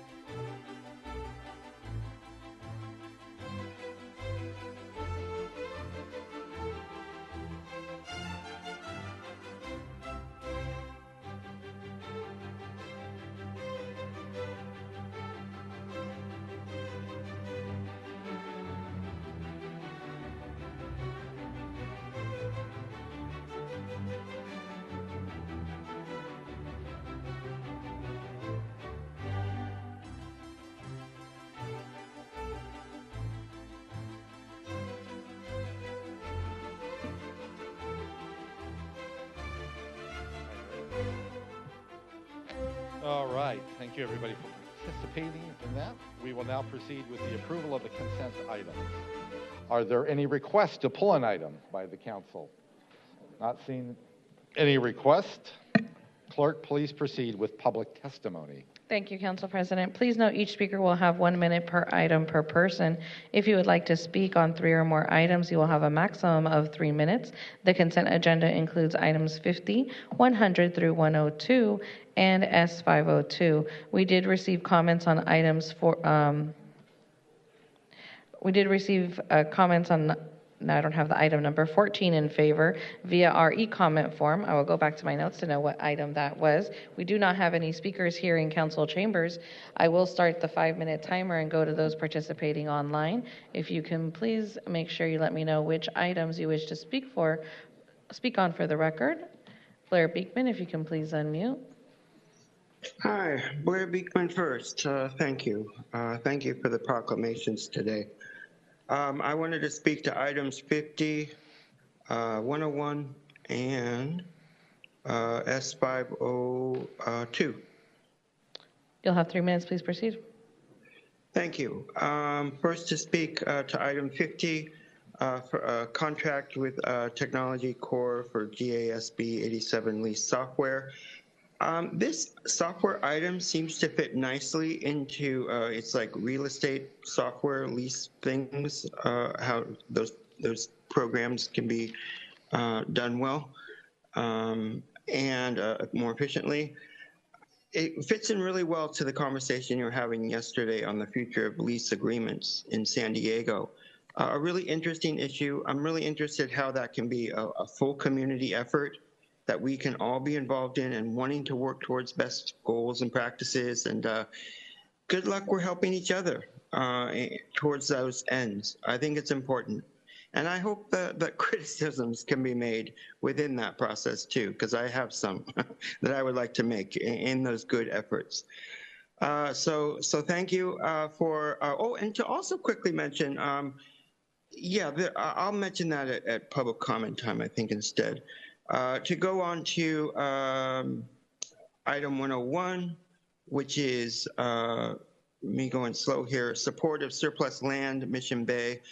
This is an item that, certain council persons have been really kind of like hoping for and really kind of trying to bring in.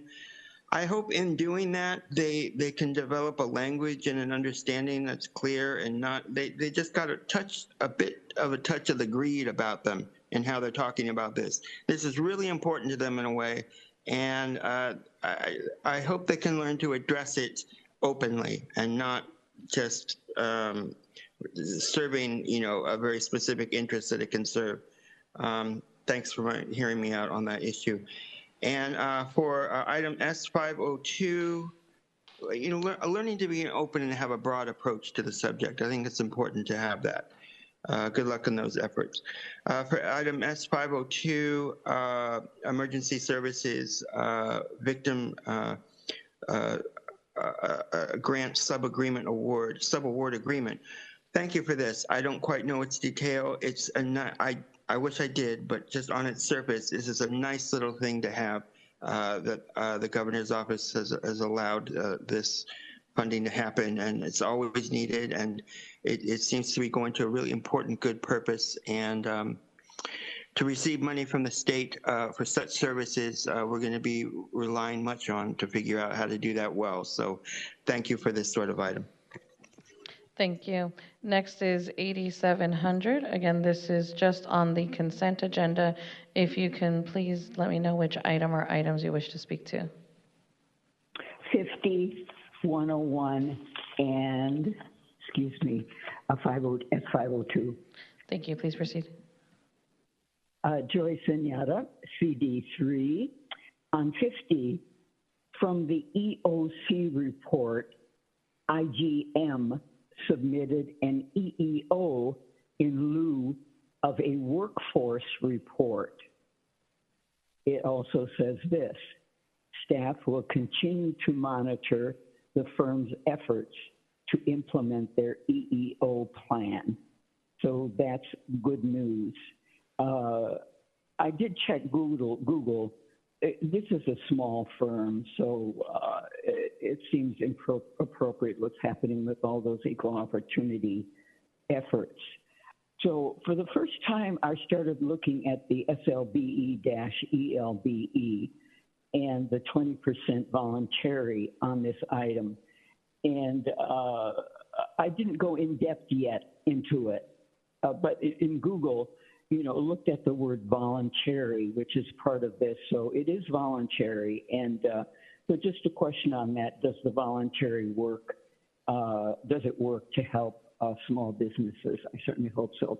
I wasn't clear on some parts of the staff report and the ordinance, yet I say yes to amending this software contract. Love to all. On 101, surplus land, wow, that's a hot topic these days, isn't it? And we're having some good dialogue on it, and I appreciate that so much. I wish we could have real conversations around a table where everybody gets to share their opinions and suggestions on it. So, but it's important work, and I think we need to do much better work with it on affordable housing and things like that. So S502, yes to the grant for the Family Justice Center. A big thank you to all involved at the Governor's Office of Emergency Services and all others involved with this grant. The grant is $312,500. Doesn't that have a nice ring to it? $312,500. That's so appreciated. No matching funds are required and no cost to the city. So that's a big win-win all over the place. So love to all. The original, if you can please unmute and let me know which item or items you wish to speak to.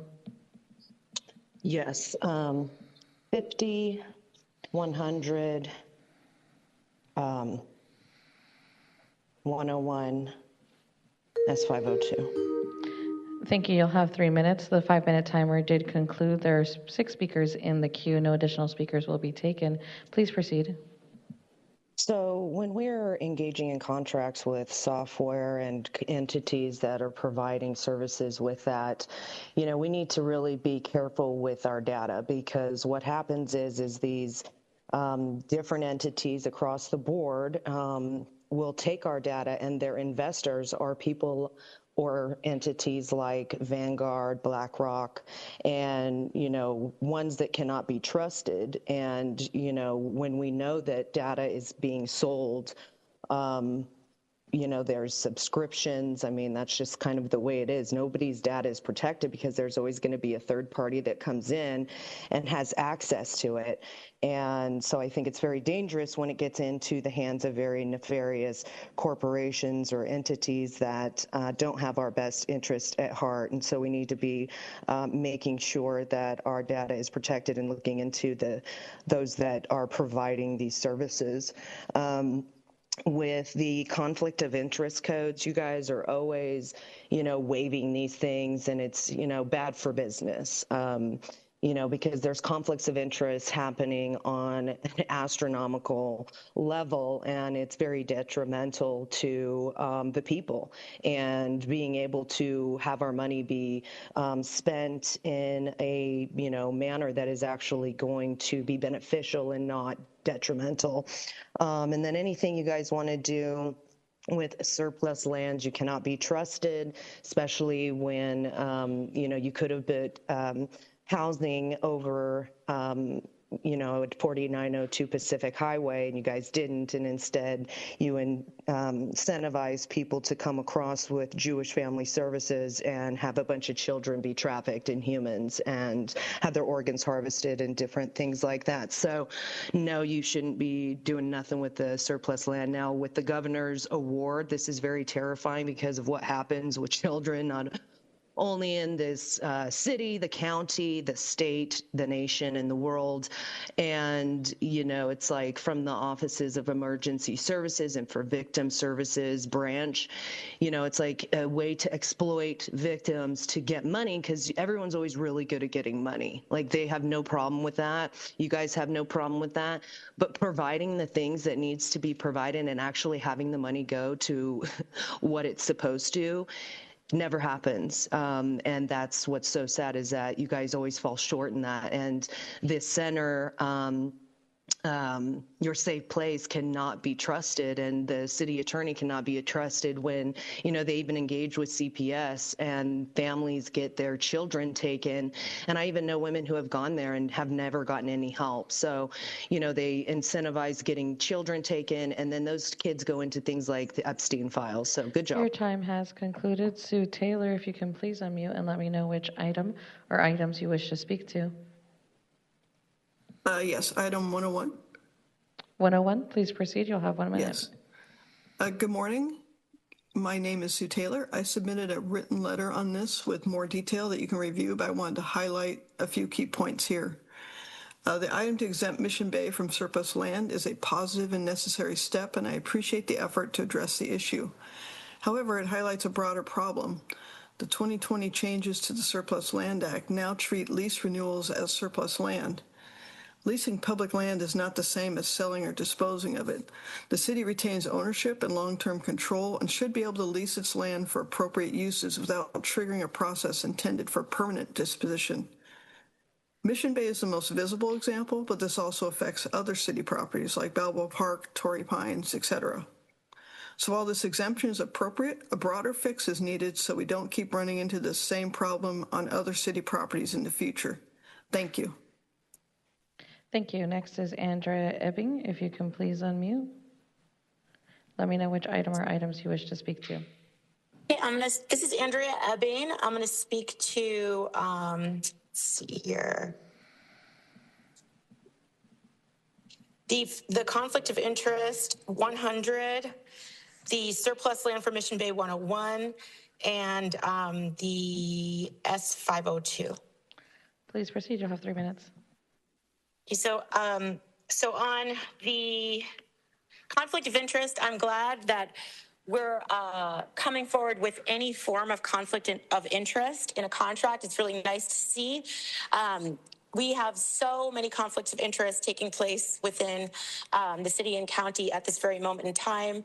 So to see one come forward is a really good thing. We should look at the conflict of interest in the addiction and homeless services, funding and grant programs, and the victims on the other side of those cases that involve those parties. We should also look at the opioid distribution that is rampant and actively taking place, also reported by these addicts and patients that visit these facilities that are flown in from all over the country, then made homeless and intentionally made continually addicted to the drugs so that they return to the facilities for more money and more kickbacks. So that's that. The surplus land on Mission Bay, what a shame if we are known for changing that landscape. We need to protect and preserve our area. We had a point in time where we had a former DA named Bonnie Dunamis, who was a super corrupt mafia boss, who she's the one that inserted and planted Summer Stephan in her role as DA illegally. And that's because somebody that would carry out her agenda. But I found out that when she was taking that money from the Mexican billionaire illegally and somehow was not charged for it, they wanted to turn the waterfront into South Beach, Miami. So they wanted to take our landscape and change it, and that was the goal. A whole bunch of bribery, corruption, and kickbacks involved. And then somehow when that came to light, a secretary of 27 years was found dead in her home, of the DA's office, found dead in her home with her 18-year-old daughter of a drug overdose, despite zero history of drug use or suicidal tendencies. And secretaries that know too much turn into Catwoman, if you've seen that Batman movie. Also, this thing about the Family Justice Center. Casey Gwinn, our former city attorney, started the Family Justice Center. It is no longer a Family Justice Center that follows best practices. And Mara Elliott was one time laundering money through it. Here is from public records, a question from the Union Tribune to Mara Elliott. Can you tell me why the city attorney is directing charitable contributions to an entity that is no longer legally permitted to conduct business in the state of California?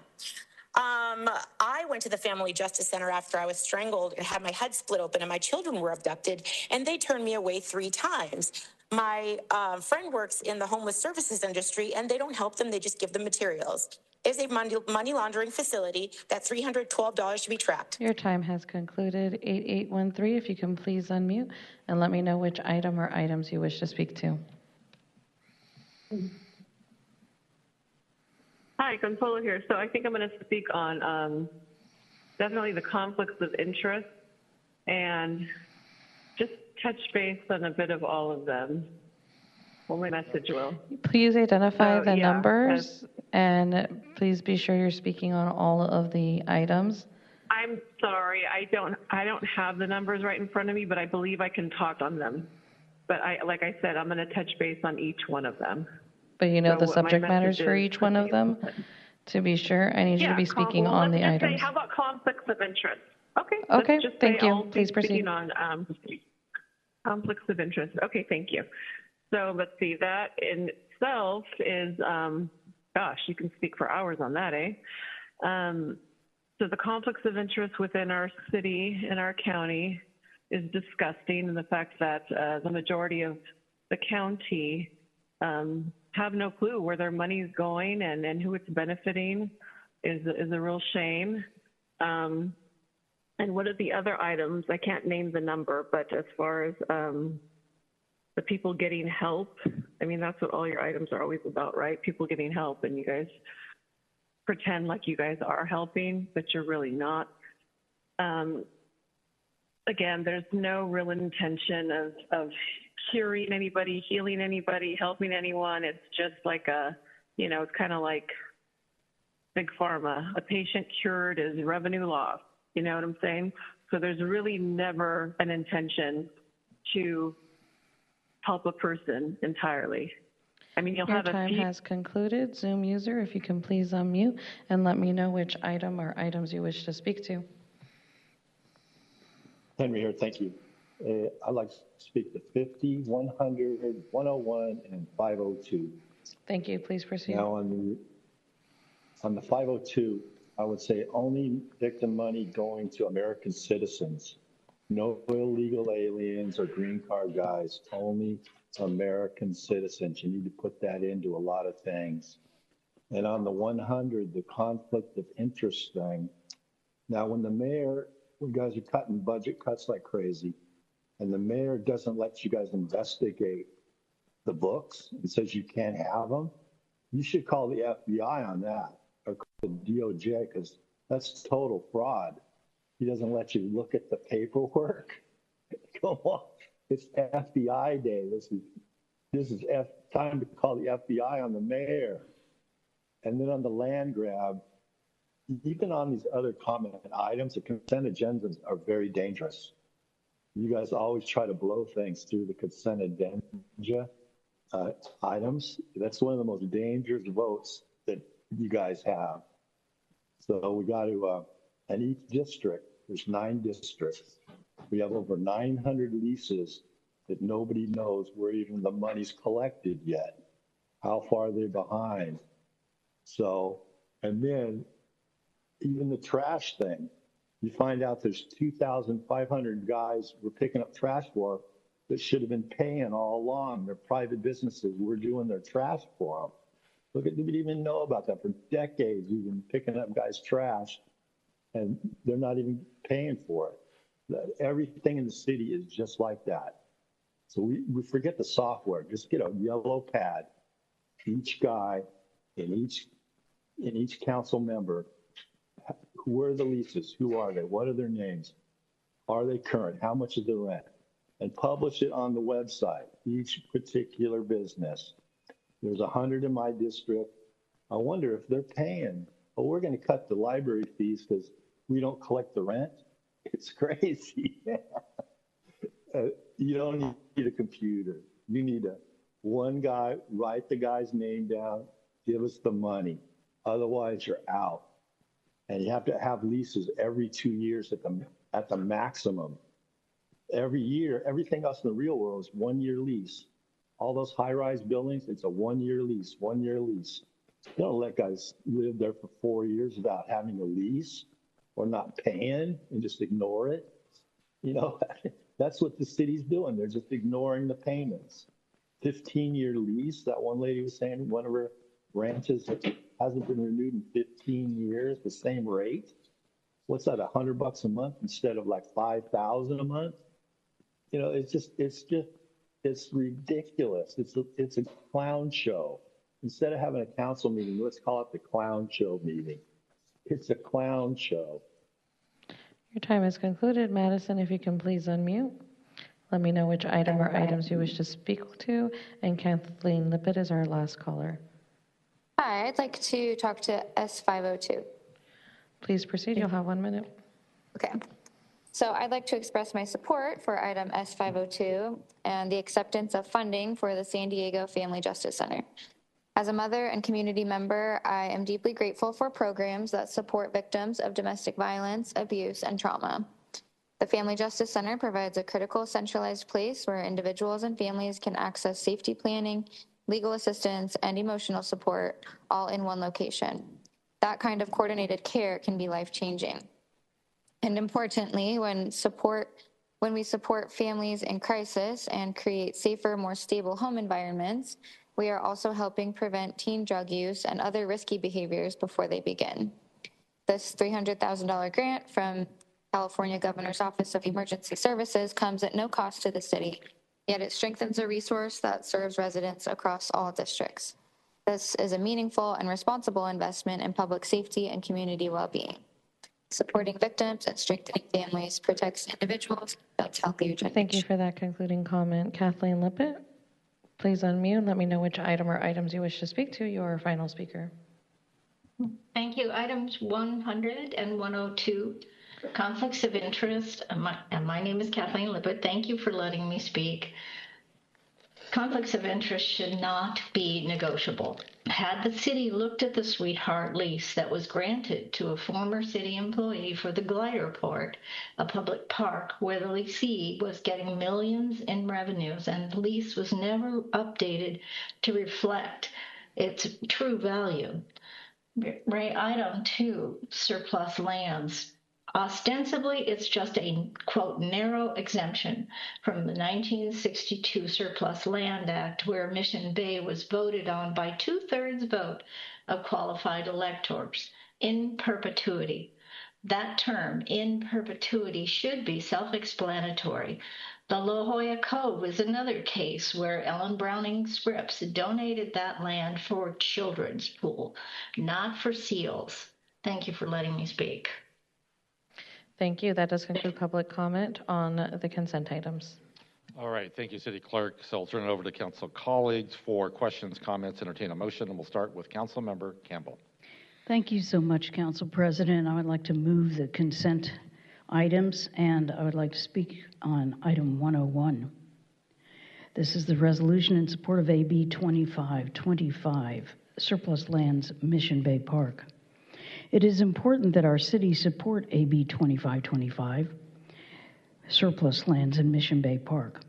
This is a state bill written by my assembly member and former colleague who I sat next to, Chris Ward, and sponsored by Mayor Todd Gloria. That is why my office has brought forward this resolution in support of AB 2525, which provides important clarity to protect Mission Bay Park, a park that lies largely within District 2, my district. Mission Bay Park is the largest man-made aquatic park in the United States. It has long been protected as dedicated park space.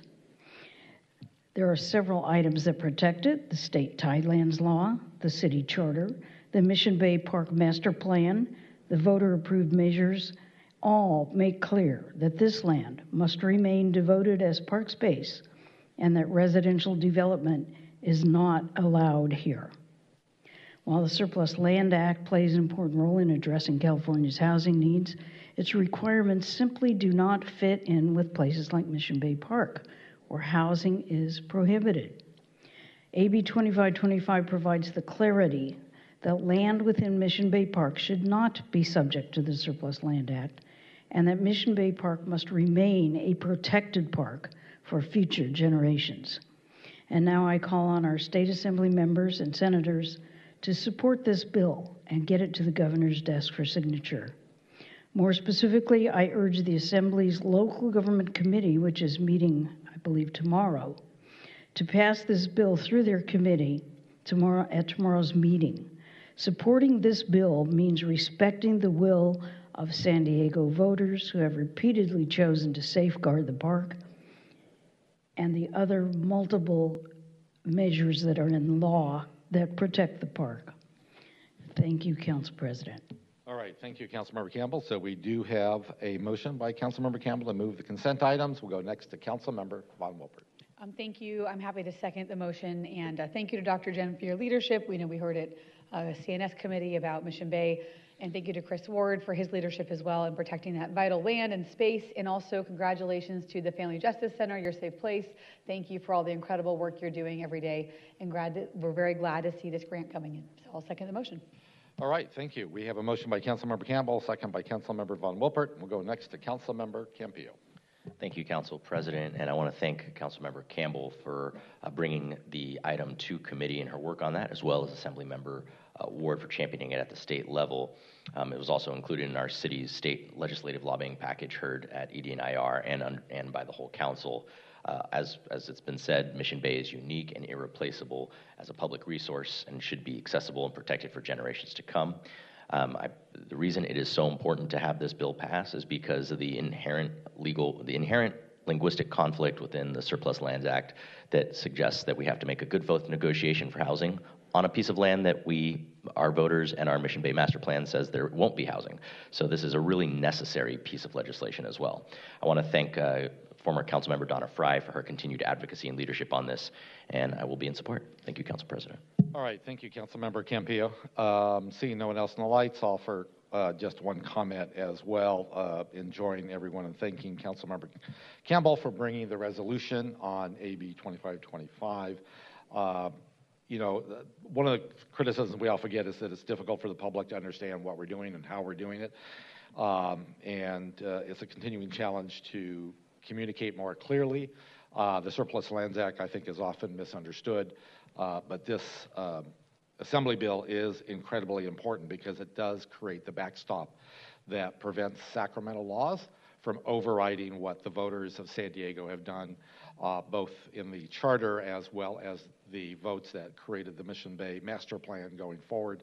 So this is just a shield against Sacramento overreach in trying to prevent what everybody has always said, has always agreed to, which is Mission Bay is not the place for housing. We have plenty of opportunities to provide the housing that San Diegans need, not in Mission Bay. So again, thank you, Councilmember Campbell and your office for bringing this item forward. So with that, we have a motion by Councilmember Campbell and a second by Councilmember Von Wilpert. So please call the roll. Sorry, the voting system, just to clarify for the record, is item 101 that had 14 in favor via our e-comment forms. That passes unanimously 8-0 with Councilmember Moreno absent. Thank you, Council President. All right, thank you. So here's an opportunity for a comment from the mayor's office, council members, city attorney, independent budget analyst, or city clerk. Not seeing anyone on the lights, I'll just do a quick thank you to the Council President Pro Tem Lee for taking over yesterday's council session. I joined a number of service providers up in Sacramento yesterday to frankly lobby both assembly members and state senators for continuation of the HAP budget for at least the dollar amount in last year's budget, if not more. There's incredible work being done in the homeless space. We've created a strong foundation in terms of the action that the mayor's brought forward, the council has supported. This is not time to upset that. We need funding, and we need regular funding every single year. So with that, we will now take up non-agenda public comment.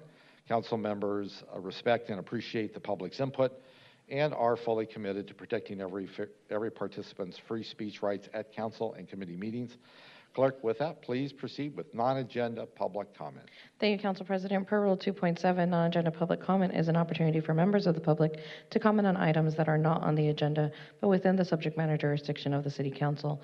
Each speaker will have 2 minutes. Please note if there are 8 or more speakers on a single topic, the maximum time for the topic will be 16 minutes. If you are in chambers, please submit your speaker slip. If you're joining us virtually, please raise your hand to speak by tapping the raise your hand icon, or if you'll call in participant *9. Marissa Cuevas, if you can please come up to the microphone. After that, we have Anton Turek and Eric Jensen. If you can please come up to the yellow reserve seats at the front of the room. You'll have 2 minutes. Please proceed. Good evening. In 2022, my grandparents voted for Measure B, which would have made the trash fees between $23 to $29. Now I'm here because my grandparents can't be. My grandma works, and my grandparents are on a fixed income. Right now, what the people approved, the $23 to $29, is not what they're being charged. In fact, the people are being charged up to $43 a month, almost doubled what they were told.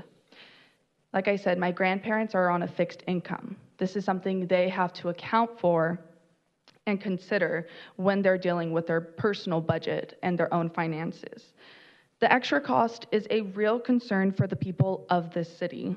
In a city that is already so expensive to live in, and with cost only going up by the day, the people do not need the city artificially increasing or inflating another cost they have, especially when they voted for the $23 to $29 per month. I would say right now I've never experienced my day-to-day life where people bring up issues with the city. But I do find this particular topic, as well as the Balboa parking fee, people are constantly talking to me about it. That they're getting a new trash bin despite them just paying for a new one, or, they're getting these services that they don't, it doesn't seem like there's a rhyme or reason as to what's happening, and that it's completely disregarding what their current need is. For instance, my grandparents don't need a large trash bin because it's only the 2 of them. And, that's just more hassle to have to bring it out to the curb. My grandparents are older. So it is a concern of mine. And like I said, they can't be here because they don't have that time to come out and give public comment. So the city had been saying, that they increased the charge because they had additional fees and revenues. But I urge you to Thank you for that concluding comment. Anton?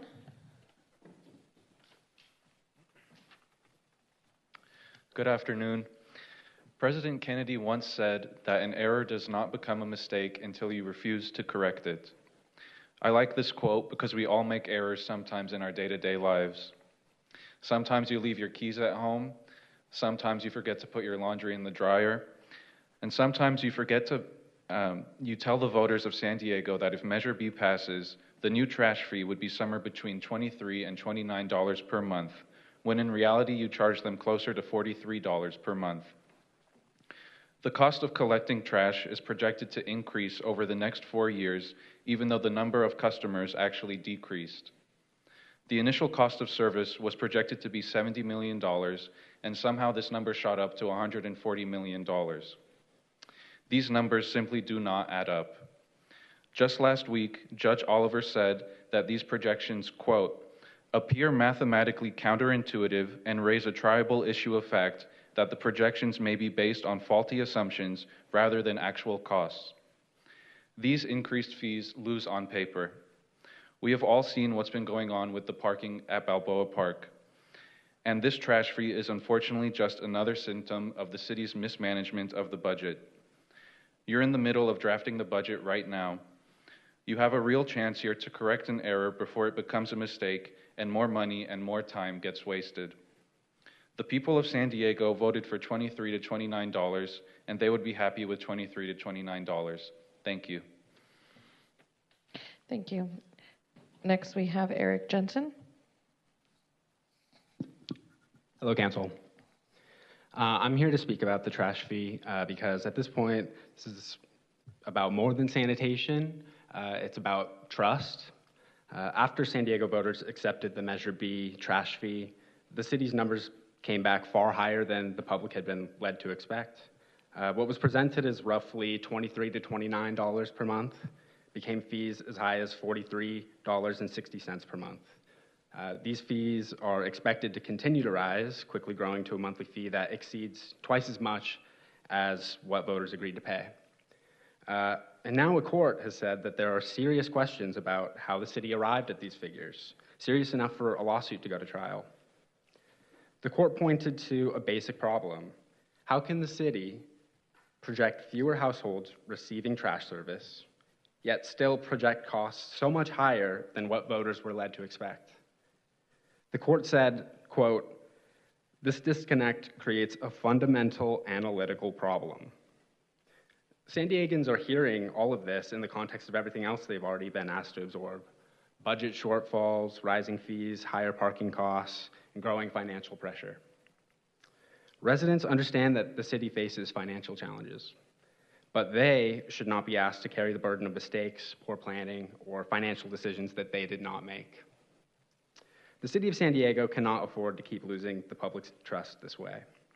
At a time when confidence in public institutions is already fragile, the city should be doing everything it can to restore that trust, not weaken it. The city can start by making this right and honoring what voters agreed to pay. Thank you. Thank you. I'm sorry, the 5-minute timer here in council chambers going to those participating remotely. Currently have 10 callers in the queue. When the 5-minute timer concludes, no additional callers will be taken. The original, if you can please unmute. Point of order, I would like to request the extra 2 minutes from last week that was robbed from the people during non-agenda when the board negligently had no quorum and was taken over by me. Using Robert's Rules of Order, are you going to make that up? We appreciate your comment, but we will kindly disagree. Right, you would disagree. See, that's the problem, is that you guys didn't have a quorum last meeting. You actually disenfranchised the people by not allowing them to speak during that meeting, and you haven't been making it up since, as shown right now. And I invoked Robert's Rules of Order, and you have nothing in your board policy or in the Brown Act that would determine what to do in a place like that. So you kept telling me I made my point, which I did, and you were terrified about. That's why you were acting so fishy, and I have it on tape, and I should be in charge of that council. So it's very sad to see what you guys do, how much fraud, waste, and abuse you engage in. I mean, you can't even pay attention and know when you do or when you don't have a quorum, because you continued the business until I said something. Whether or not you saw it, you still allowed the meeting to continue until I invoked Robert's Rules of Order and said I would like to take over the council. Then you kept saying, then you pretended that you saw it, and oh no, now we have to adjourn. And then you kept saying I made my point, to the point of being disruptive, and you sent the police out to me.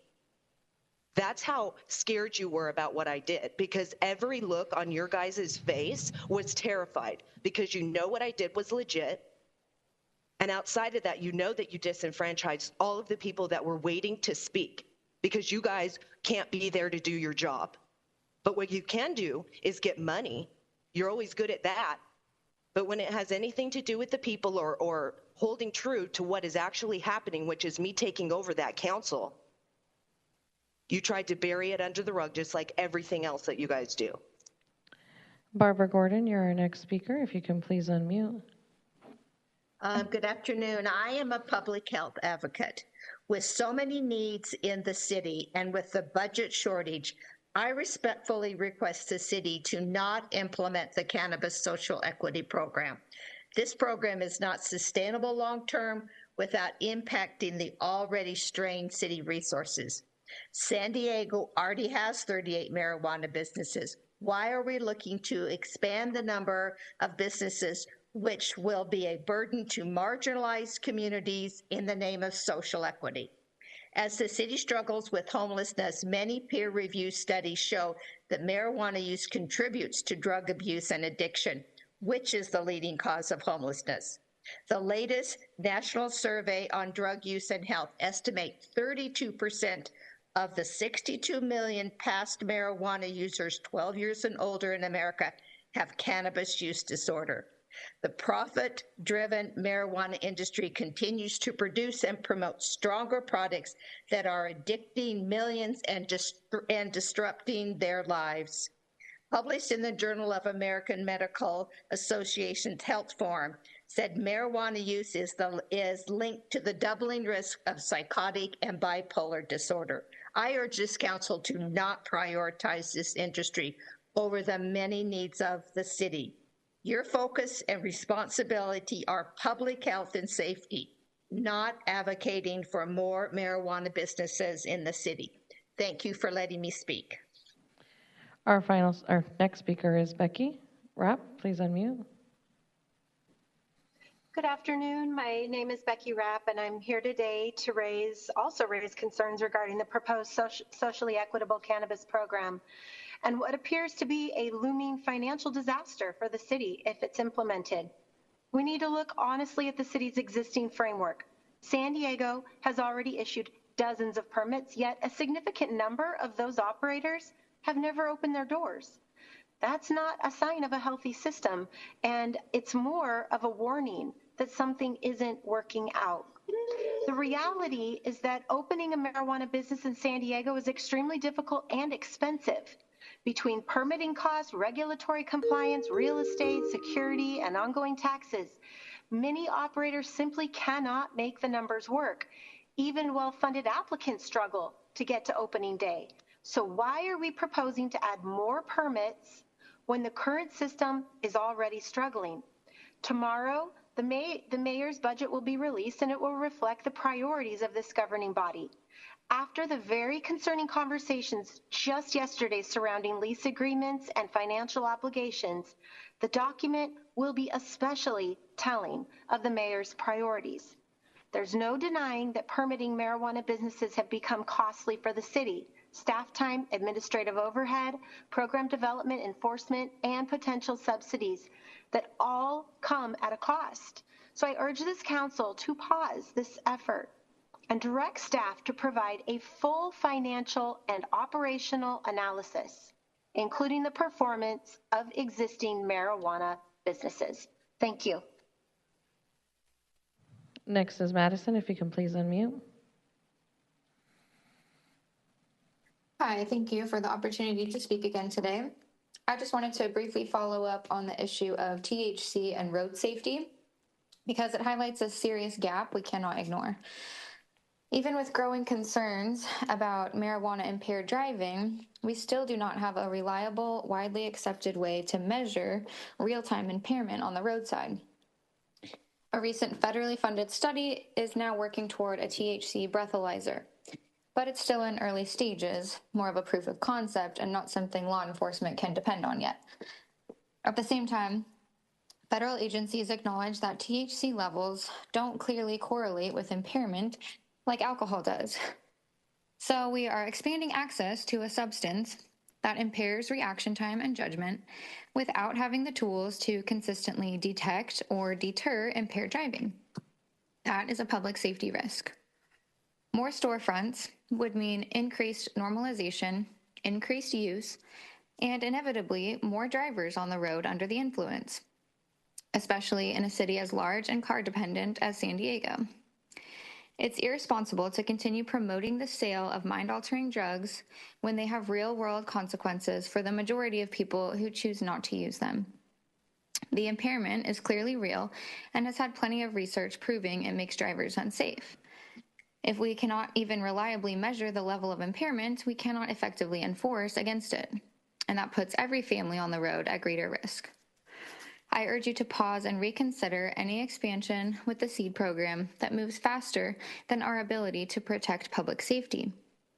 Please prioritize the well-being of our communities and think carefully about the real-world consequences. Thank you. Thank you. The 5-minute timer had concluded. 6 people are in the queue. No additional speakers will be taken. Peggy Walker, if you can please unmute. Thank you. Council, with the city budget deficit at $129 million, I wonder that the marijuana industry, the biggest con since big tobacco, gets away with blatantly false medical claims and tax-free so-called medical sales. A considerable part of dispensary marijuana sales are for pain and anxiety. At the same time, major medical institutions, including Harvard, Cleveland, and Mayo Clinics, among others, have debunked industry medical claims, stating their research shows slim to no evidence that dispensary smoked or ingested weed has any medical benefit at all. So why allow this industry to continue the medical marijuana myth in the first place, and to do so without taxation when legitimate over-the-counter meds like aspirin are taxed? There's no FDA approval of dispensary pot for any medical condition. While there are prescription-based cannabis meds like Epidiolex, these have gone through FDA pharmaceutical protocols.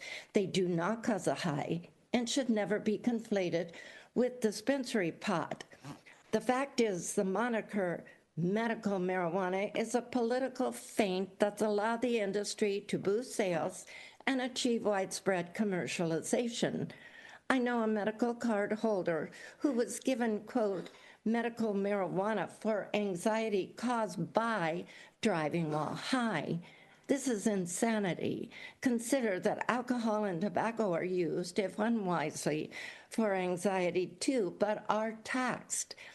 All dispensary marijuana should be highly taxed without exception, and pot waste should be highly taxed too. Thank you. Thank you. Next is Andrea Ebbing, if you can please unmute. Hi, this is Andrea Ebbing. First thing I want to say is we need to have working functional lights and cameras at a rec center where children are. We should also have police officers who are able to control themselves from beating women in front of 40 children at those parks. But of course, without cameras working, we have to rely on the children who are recording that beating, brutal beating. But I did want to say, I just made a finding that everyone should pay very close attention to.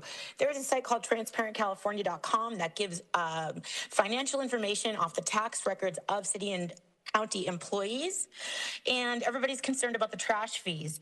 But we need to know, as a community, San Diego, somebody in the city office or county office is manipulating these Transparent California records as if nobody can go back on the way back machine and find all the data that's been removed.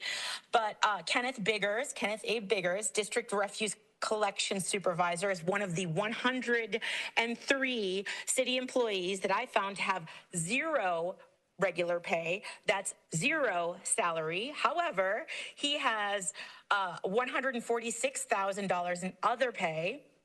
And for total pay and benefits, $288,000 for the year 2024. Again, zero pay. They're money laundering. And they did this trash thing on the back of other pay. So they're manipulating things. This is corruption. You are witnessing public corruption. And when I brought this up before, somebody went back and they scrambled and they had it removed. But I have screenshots of everything. I exported the data. I have the 103 employees that make $0 and the Shara Looney making $397,000 of other pay for a total of $500,000 as an admin. We are in a budget deficit because of the money laundering and payroll. Time has concluded. 8813, if you can please unmute. After that is Terry Ann Skelly, 8813. 8813, if you can't unmute for yourself. I can't unmute for you. There you go. Okay, thank you. Consuelo here. So, yeah, I just kind of wanted to point out, well, actually, to the first speaker, who mentioned about there's no reason or rhyme. There actually is reason for their rhyme. It's because they do not work for the people of San Diego. They work for globalists. Remember this. Things they do that don't make sense to us here locally is because they're following orders from the ones who are truly calling the shots. And they, you know, over the years, especially these past 5 or 6 years, they've moved, well, they're moving in high speed. The latest, I mean, since COVID. But prior to that, they were moving incrementally, you know, in order to establish these bullshit ideas like roundabouts and, you know, the implementation of these unsafe and equitable bike lanes that are only being utilized by, you know, I always say the crackheads, because that's truly all I see using those bike lanes, and they're not safe. They will continue to penalize drivers even more in the future. We are currently just experiencing the, right now the high gas fees, limited lanes, and paying for parking everywhere. But what's coming down the line is even worse. Unfortunately, our younger generations are being influenced by propaganda of like the carbon crisis and global warming, yet, you know, we keep seeing that our seashore hasn't changed in decades. It remains the same. They continue to use fear to control the people. I mean, it's talk about con, you know, and unfortunately the people are too busy to pay attention to this bullshit racket called government, local and federal and state, all of them. But the silver lining is just, is this, as those people who voted for, like, same Your thing, time has the people who concluded. voted Your time has concluded. Terry Ann Skelly, if you can please unmute. Good afternoon, San Diego City Council. My name is Terry Ann Skelly. I'm a parent and a planning group member who advocates for financial policies that enhance good public health and safety. Today, I'd like to draw attention to the City Tobacco's Retailers Licensure Program Ordinance and the associated enforcement efforts associated with it. As a parent, I applaud your efforts to reduce tobacco product sales to those under the age of 21 and to remove unauthorized tobacco products from the shelves, like illegal flavored tobacco products, and prosecute those who sell it to them. This is money well spent. Recently, in a school campus newsletter, a team reporter wrote this, and I quote, "The vape and smoke shop is exposing students to vapes along with several unapproved and possibly dangerous drugs, and it is too near my school," end quote. Opening a smoke shop next to a school is unfair, especially considering that schools already struggle with students vaping on campus. I feel we owe it to these students to take action, for these students to see us take action and make sure that it will be easy for residents, parents, and school administrators to file a complaint with the city. Perhaps the city's public relations department or media could serve us all by providing the information for filing complaints. Thank you for your funding enforcement actions that affirm our city's commitment to healthy and safe young adults. Thank you for hearing my concerns this afternoon. Thank you. Blair Beekman, if you can please unmute, and then 8700, you're our final speaker. Hi, thank you. Blair Beekman. I wanted to do house cleaning items today. I guess, first of all, I was at the meeting last week with DRA at the end of the meeting. Interesting comment she offered. I put her words down to a letter to yourselves and overall practices we can do when that sort of item happens again. There's a bunch of issues about quorum we have to be better addressing that I tried to address in a letter. I hope you can read and we can go over. It's important. We have to have quorum in the future. You guys can't be we have to coordinate it. You can't be ducking out in so many numbers, such large numbers that you have. We have to coordinate that better. Good luck to read the letter and understand what we could be doing. Other items, yeah, a whole bunch of stuff I talked about. Other items to think about.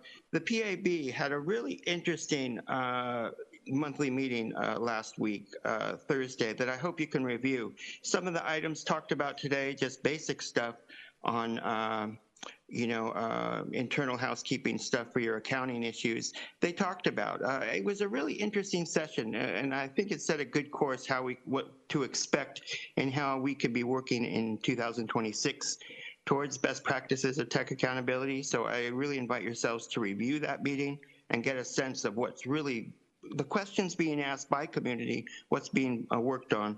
Thank you. Good public comment yesterday about housing issues. There's unhoused issues going on in downtown that a person, wants to be addressed. We have to start addressing those things again in good terms, not harmful terms. Good luck what we can be doing towards those ends. It's a community effort towards healing. Good luck in doing that. And Councilperson Von Wilpert, thanks for her words today and for everybody's words. Thank you. 8700, you're our final speaker.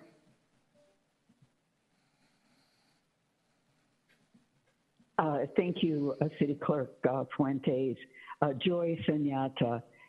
First, a quick shout out before I speak on the budget. A shout out to Mr. Kapshuri. Your reappointment to the Audit Committee as public member is very good news.